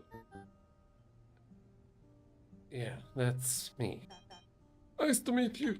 I've heard that you hang around a lot. You're a musician, right? I mean, obviously. I should have guessed. You brought your guitar with you and everything. How long have you been playing? A long time. Since childhood, really. I see. That's a long time to be playing. You could say that.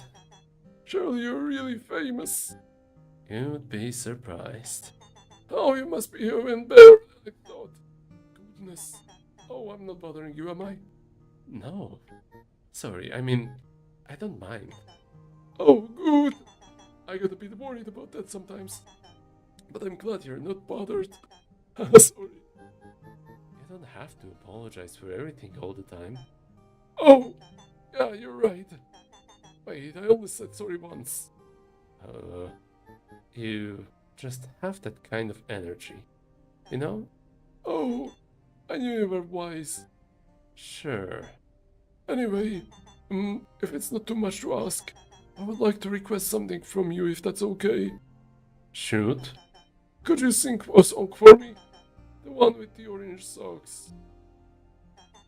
If that's okay, I don't want to ask too much. No, it's alright. But I want a question answered in return. Oh, of course. What is it? What's your name? Oh, I'm so sorry. I forgot to introduce myself. My name is Good Boy. I'm from Candlehold Village. It's pretty far away. Oh my god. Is something the matter? I've got another question for you. Sure, what is it? Do you recognize me? I'm not sure I do. Wait, there's something familiar about you. Have I met you before? What do you think? I mean, maybe you visited my home at some point. Or maybe I've passed you in this city. I'm not sure. Maybe it'll come to me later. GB, you goddamn dork, it's me. Huh? What? I'm your sister. We grew up together. We'd sing music in my room. We'd snatch apples during the feast, even though you didn't want to. I kicked Meyer in the face when he bullied you. And you were such a little crybaby that you felt bad for him. What? How do you know all that? I don't have a sister. Do I? Yes, you do. I was always your sister, GB. We just didn't know it at the time. Why do you think I used to steal Mom's old dress? Goodness. She was convinced we had ghosts. The priest had to come over and ward our house by sprinkling water on her furniture. Oh, I remember that. Yeah, it was the funniest goddamn thing I've ever seen in my life. I don't think Mother was very happy about it. Well, she can choke on the dress for all I care. Both her and Dad. Yeah, they have such terrible, gave us such terrible names too. I much prefer my current one. Lydia, I just can't believe I have a sister. Yeah, you do. Lydia hesitates for a moment. What do you think about that? I think it's cool. Wait, really? Yes, I've always wanted a sister. If I had known, I would have picked you flowers and made you a wreath. Maybe with those bluebells in the backyard. Oh, or maybe I'd have grabbed you one of those bracelets everyone had. The ones with the colorful rocks, you know. You're such a dork. Oh, did you not want that? Sorry, I'm new to having a sister. No, it's okay. You know, it's not too late to do any of that. I know this florist with the gorgeous selection. We can head there later if you want. Oh, I would love to. I have so many ideas for things I could make you. It's a deal then. I've got a couple questions for you though. The last thing I'd have ever imagined is you leaving home. What made you come here? Well, it's hard to explain, but I think we're alone now. Alone? Is this a cafe in the middle of Lowtown? This is a cafe in the middle of Lowtown. We're far from alone. No, I mean, no one is watching us over anymore. We're all alone in this world. Just you, me, and everyone else in this city. And also those at home. Huh. So you lost your faith then? You don't understand. There's nothing left to have faith in. Whoever was up there, I could feel them. They were there. And now they're gone. Sounds like you're just as godless as me then. Right on, buddy. It's quite chill not being washed over at the time. All the time. Especially when showering. But how do you deal with evil temptations? What's stopping you from doing something really bad? Because I don't want to? Huh? Oh my god. Dumbass, you don't need a god to be nice to people. lot to teach you. Where are you staying, by the way? I've got an apartment in the by the park. I also work as a cashier to pay for it. Oh man, now that is funny. You have the exact same job as me. How in the world did you land that with no experience? Well, our uncle used to work there.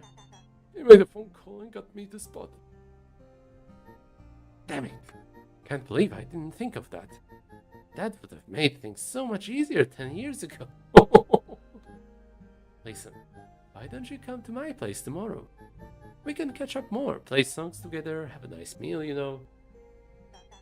I love that! Oh, and you can show me the florist too. I'm really happy to see you again, GB. Me too. Don't run away like that again, okay?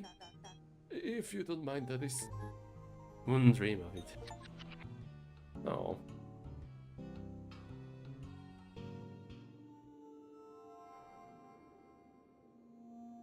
Okay, I need a small break to pull the curtains and turn on the lights.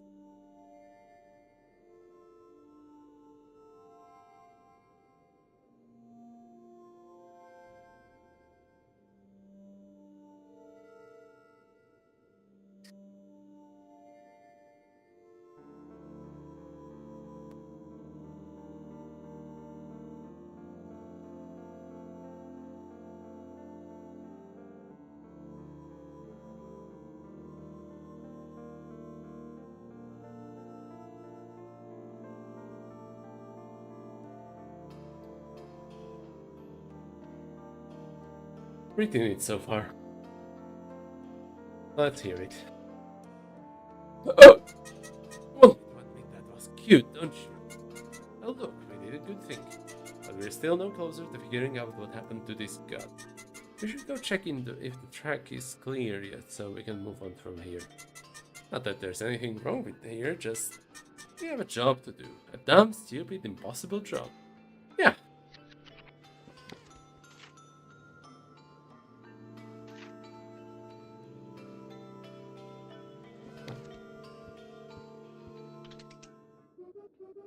Hey, it's you, the weird animal thing. The breeze is clear now. This train's gonna reach terminus like no train ever had before. Your boss is paying, so whenever you like, that is. You wanna get out of here? I think. Yeah. Alright, get comfy with dog cat animal thing. On to the next station.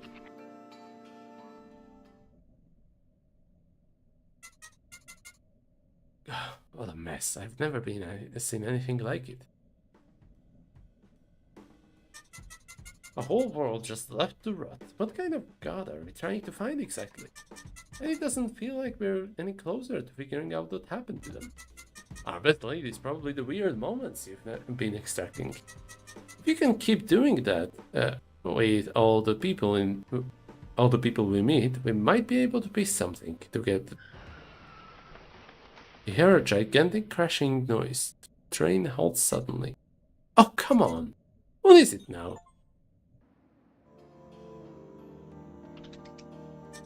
This place reeks and I hate it.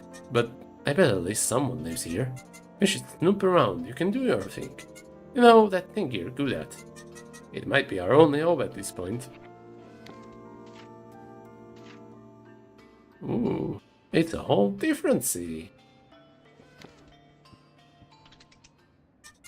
What the hell happened? So, wait, a guy. Yep, a guy? That's a whole guy, under the wheels. Is he, you hear a muffled voice from down below. I'm okay. Just. Ooh. You asshole. First time the train runs into eons.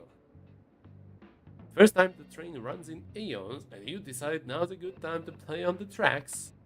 I think I need help. Nothing in life is easy. You gotta pull yourself up by the bootstraps. Look, kid, service is out until this guy gets the hell out of the way. I'll try get him to come to his senses. Don't wander too far. This place looks rough. Oh, I'm gonna wander far.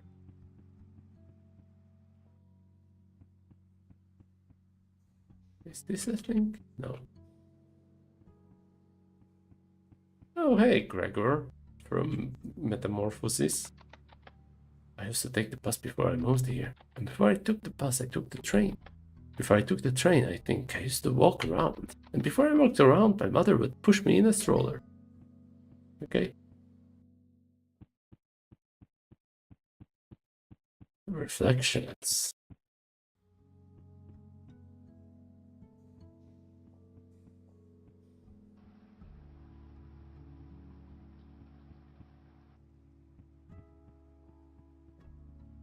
Okay. Here, let me show you a magic trick my dad taught it to me. Yes. Okay, here goes. Stay with me. Booger slam! Foul stench suddenly fills the air. How did you do that with your body? A fart. Father's legacy things. I've molded this part of the world to my liking, and this niche of mine sustains me. Each is responsible for their own fate. This is mine. Okay? I don't have a specific home, but I do have a warm place to sleep. It's not the kind of place you bring up in conversation, though. Okay? What do you give someone who has everything? You clearly don't know, because if you did, you'd already have given it away.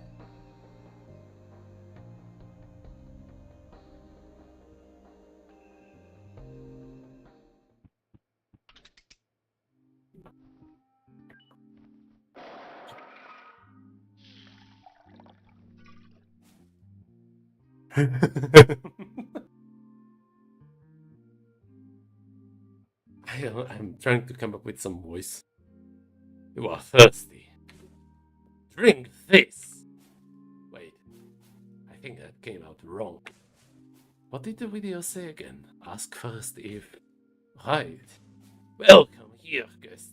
Can I offer you some this fresh paint? For drinking purposes? Yes. Actually, no, this is my paint. I needed to draw. So now that I have offered you refreshments, let's get down to business. What the hell do you want? It's such a nice house. You can't have it. It's mine. You're not the rent guy, are you? What the hell do you want? Why are you hiding out here and not living in town?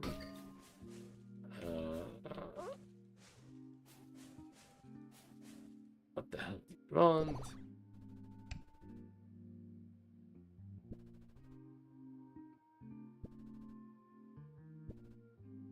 I like your art.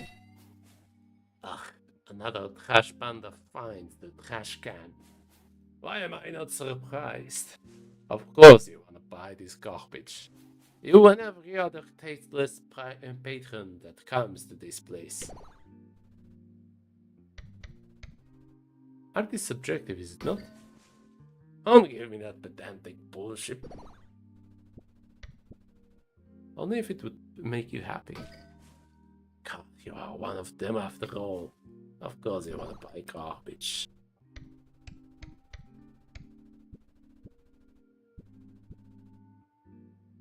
I look like a customer to you? I mean, I don't know. I've had some weird freaks come this way. Honestly, the only visits I get anymore are from buyers. Idiots who invade my privacy, peruse my work for hours, and then pay a fortune for my most obscure garbage. Can't really say no when they shove a big bag of money in my face though, can I?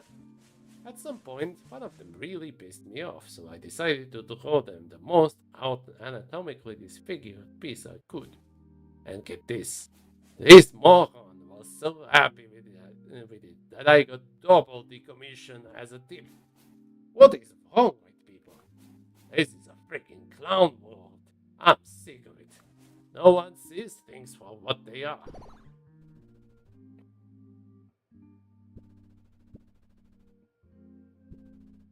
And what exactly are things? It's not that hard to get. My heart is full of mistakes that only a beginner would make. So what's the deal with the reception I keep getting? Do they not see the obvious issues, the inaccuracies and faults that always end up on the canvas? Every single time there's an error somewhere that makes me want to tear my branches off. But there's one, a very specific painting. Can't sleep at night. I have to destroy it. I have to.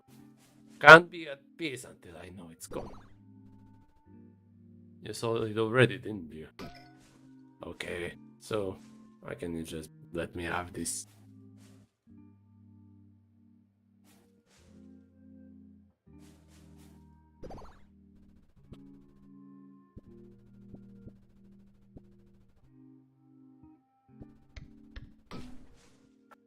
Did you just meow at me?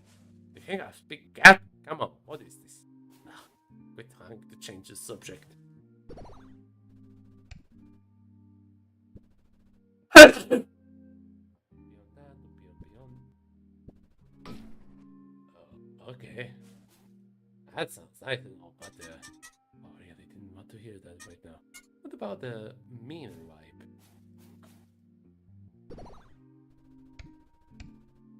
So what's stopping you? What's stopping me? What do you think? That abomination just oozed out of my brain when I was at my worst. And even though I lost it, its existence is wedged like a splinter in my brain. That was the last piece I ever named. Sadim's corruption. A plague upon the world. Just like everything else I paint. Okay, Mr. Creaking. Let's see what's inside.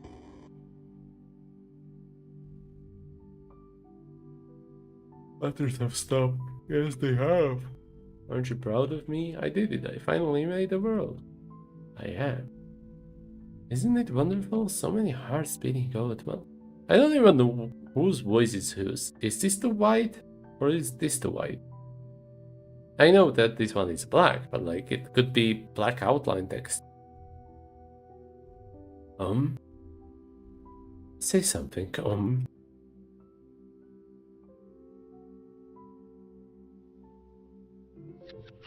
Antisocial. Don't be antisocial. Oh.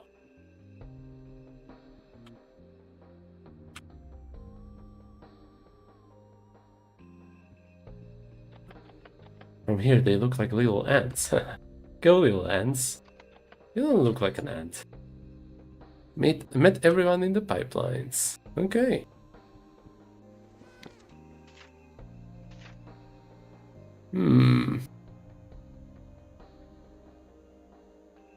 Strange. Oh, what the hell? Only this part. This annoying girl used to come by every day. She tried to force me to get a job, saying stuff like, "You can't live with your shark forever, Ruth. Or you gotta get a job, Ruth." Terrible experience. Job application forms are blight. If I never see one again, it'll be too soon.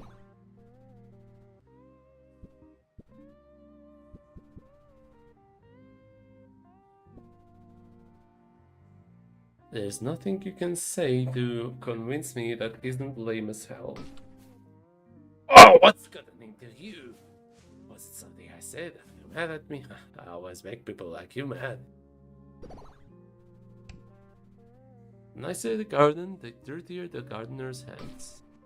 Oh, okay, that sounds like nice and all, but can you stop distracting me? Sounds like a stalker or something. Good jam out session might help. All is well and will forever be well. Are you trying to make me look dumb? You think I can be all weird and mysterious too? You wouldn't survive the things that go in my mind. Too much. Try giving them a little hope. Seems like she really cares. Right. Anyway, why do you care? You don't know her, do you? Sure, her music is cool. that. Though she did introduce me to chess. Ever heard of it? It is like this big brain board game for intelligent people. Not to be that guy, but I've gotten pretty damn good at it. So you're a grandmaster then. Yeah, a lot of the characters do have a digital circus feel. This one not. This one has more of a creaking feel to him. Minecraft creaking. Not yet. But I'm sure I can be if I put in the work. Do you understand how awesome it is? Here's something that's actually possible for me. Art is too abstract. Years of tireless work, and for what? Not only that, everyone's gonna have an opinion on art.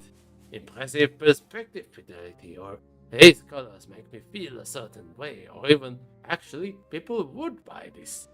Pisses me off. But with chess, you know if you've improved or not. By the way, I'll be lurking Zomboid time. Enjoy Zomboid! Can't beat that, can you? Yeah, I don't know how much longer I will be going on, because there was another stream I wanted to tune into today.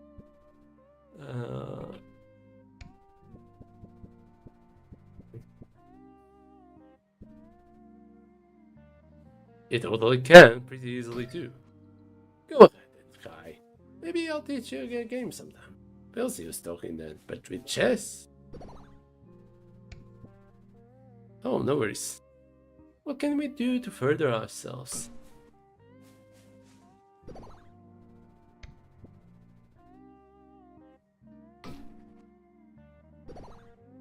I skipped the dialogue. It's just a game.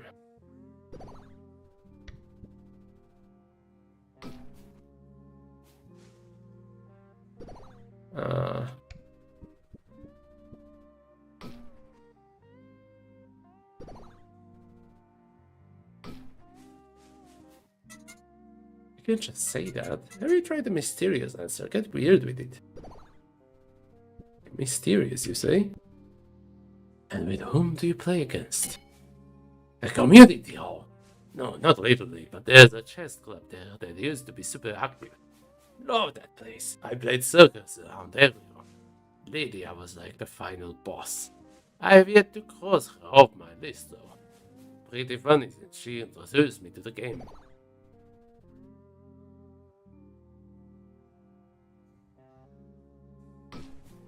I don't have to make me look dumb.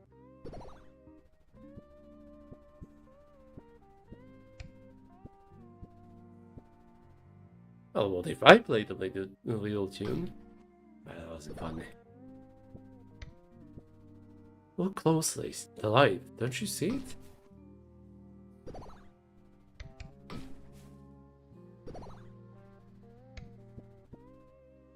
Maybe you never will.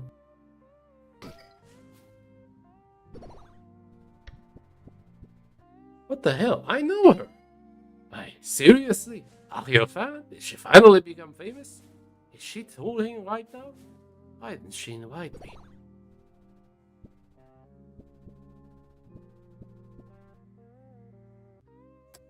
Perhaps she moved on. I won't just forget people like that, especially friends. That would be like her, I think. Oh, that wouldn't be like her. Blah, blah, blah, whatever. Trust in the ways of the world. Are you trying to make me look dumb? Are you afraid of a few bum notes? That wasn't funny.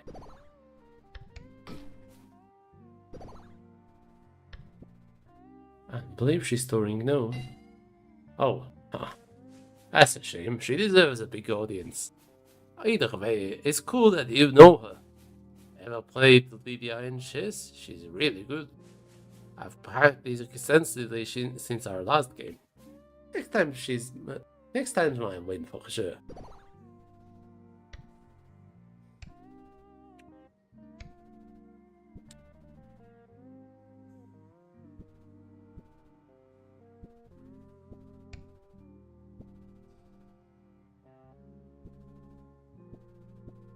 You really enjoy chess, huh?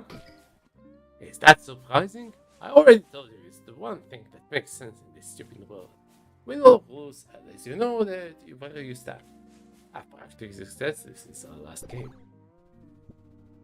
I don't know. When's the last time you played? Well, she used to bother me day in and day out about getting a job. I did eventually relent, switched out one hell for another. But even since I got fired, she left me alone.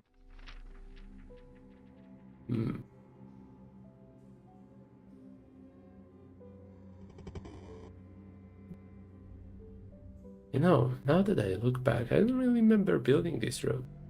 And the placement of this mountain is strange. The structure is too functional. No. Oh, how dare you.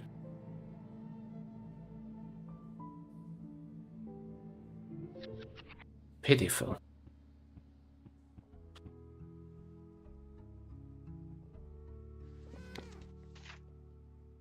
Okay, so where is he now? I think I'm gonna have to continue probably this road. Am I getting closer? Oh, that's further. That's even further.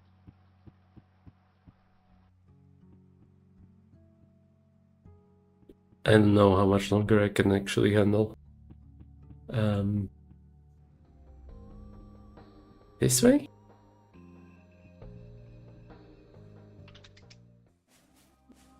Now that I think about it, the last time we played was the day I lost the job.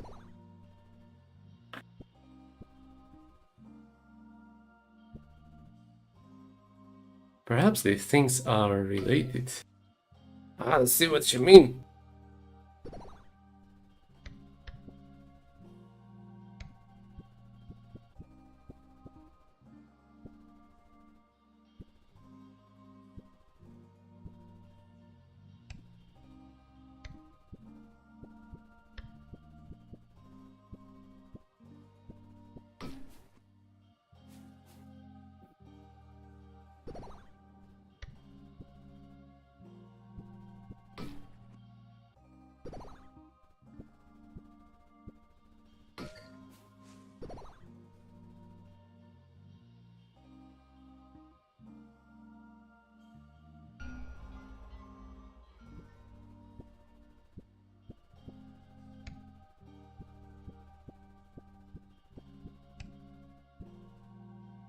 Why would anyone fire you?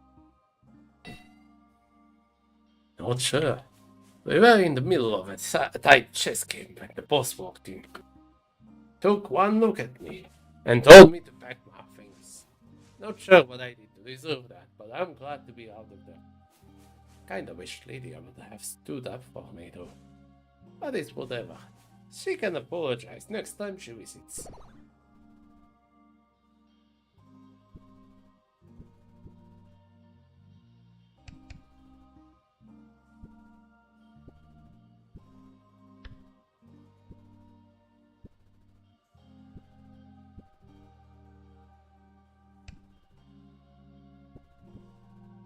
What would you do if she didn't? But not with it, I can get rid of her, I swear. Did you drink water today, meow? I don't think so. When did that happen? It must have been, oh wow, 6 months ago. I haven't seen Lydia in 6 months. She used to come by every day. Well, at least she doesn't have to look at my art anymore. Can't you? Can you actually believe she likes it? Even when I point out the flaws, she flat out refuses to see them. Maybe she's blind and doesn't realize it. What kind of flaws? Maybe she's just trying to be nice. Do not let yesterday swallow today.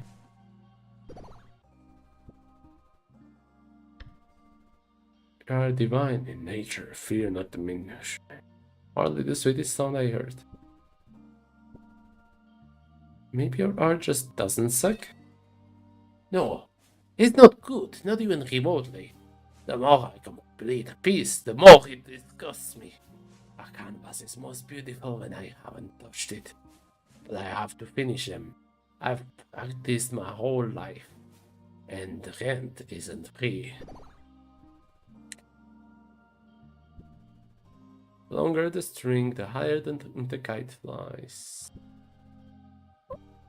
I have to answer that for yourself. Why bother painting at all then? Sunk cost fallacy. There's something good in all this. You and I will always be like this. Well, what if I played a little tune? Look closely. The light, don't you see it? I make me look dumb. Come on, let's see your art. Did you not hear a word I just said? You're just gonna say what everyone else is saying. Great work on that anatomy, Ruth. Your attention to details is astounding, Ruth. You don't need to spare my feelings. I know a lie when I hear one. So no, you're not looking at my art. Okay then, maybe it does suck, don't bother. Good. I finally decided the truth. Falling down is not failure, staying down is. Are you trying to make me look dumb?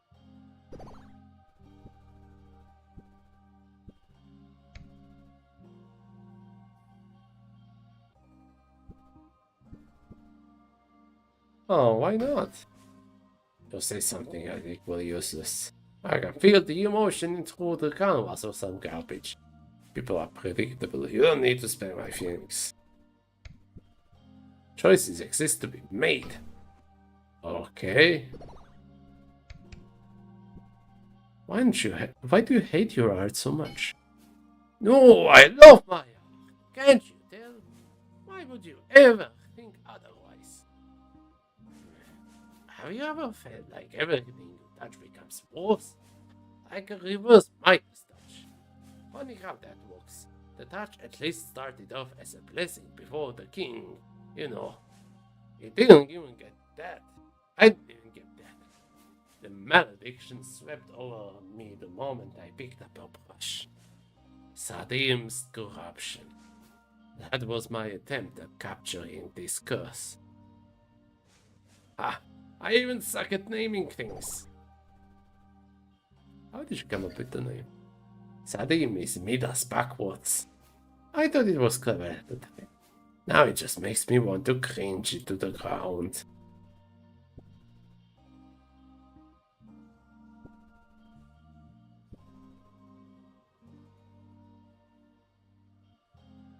So is the painting you, in a way? I really hope not. I'm not that ugly, am I?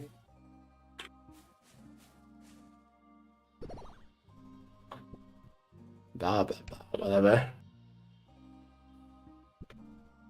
What's your next move?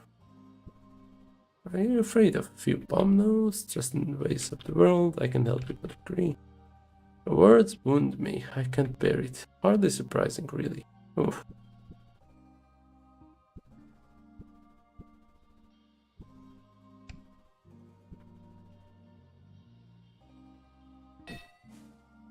But you're proud. I'm proud of it, aren't you, painter boy? Sharem is my masterpiece. It's so captivating. I'm actually genuinely impressed with how much it sucks balls. Like, please let me burn it.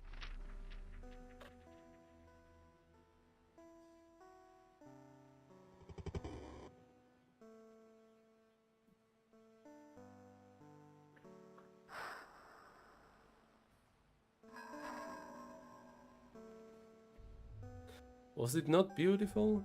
It is. Did it not support life? It did. Then why, why did you smear your fingerprints all over my masterpiece? So that it would live forever. No, it was so that you could take the credit. Amp, how can you say that? Oh, Amper and I see. Sifter. Okay.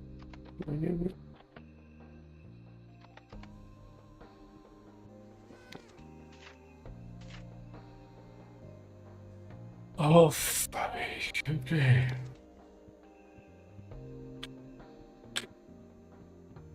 Wait, which way?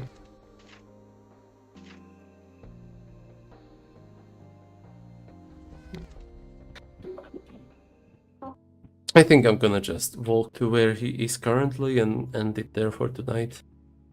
It's a sizable game. It is very interesting. I have to give him that. Even if I am relying a lot on trial and error. Wait, did I miss it? Yeah, I did. So is it this red room? Okay, it is. No worries. I'll put it in my wish list. Yeah, you might as well. It is pretty interesting. But yeah, that's it for now. Thank you all for watching, and I hope you will have a great rest of the day.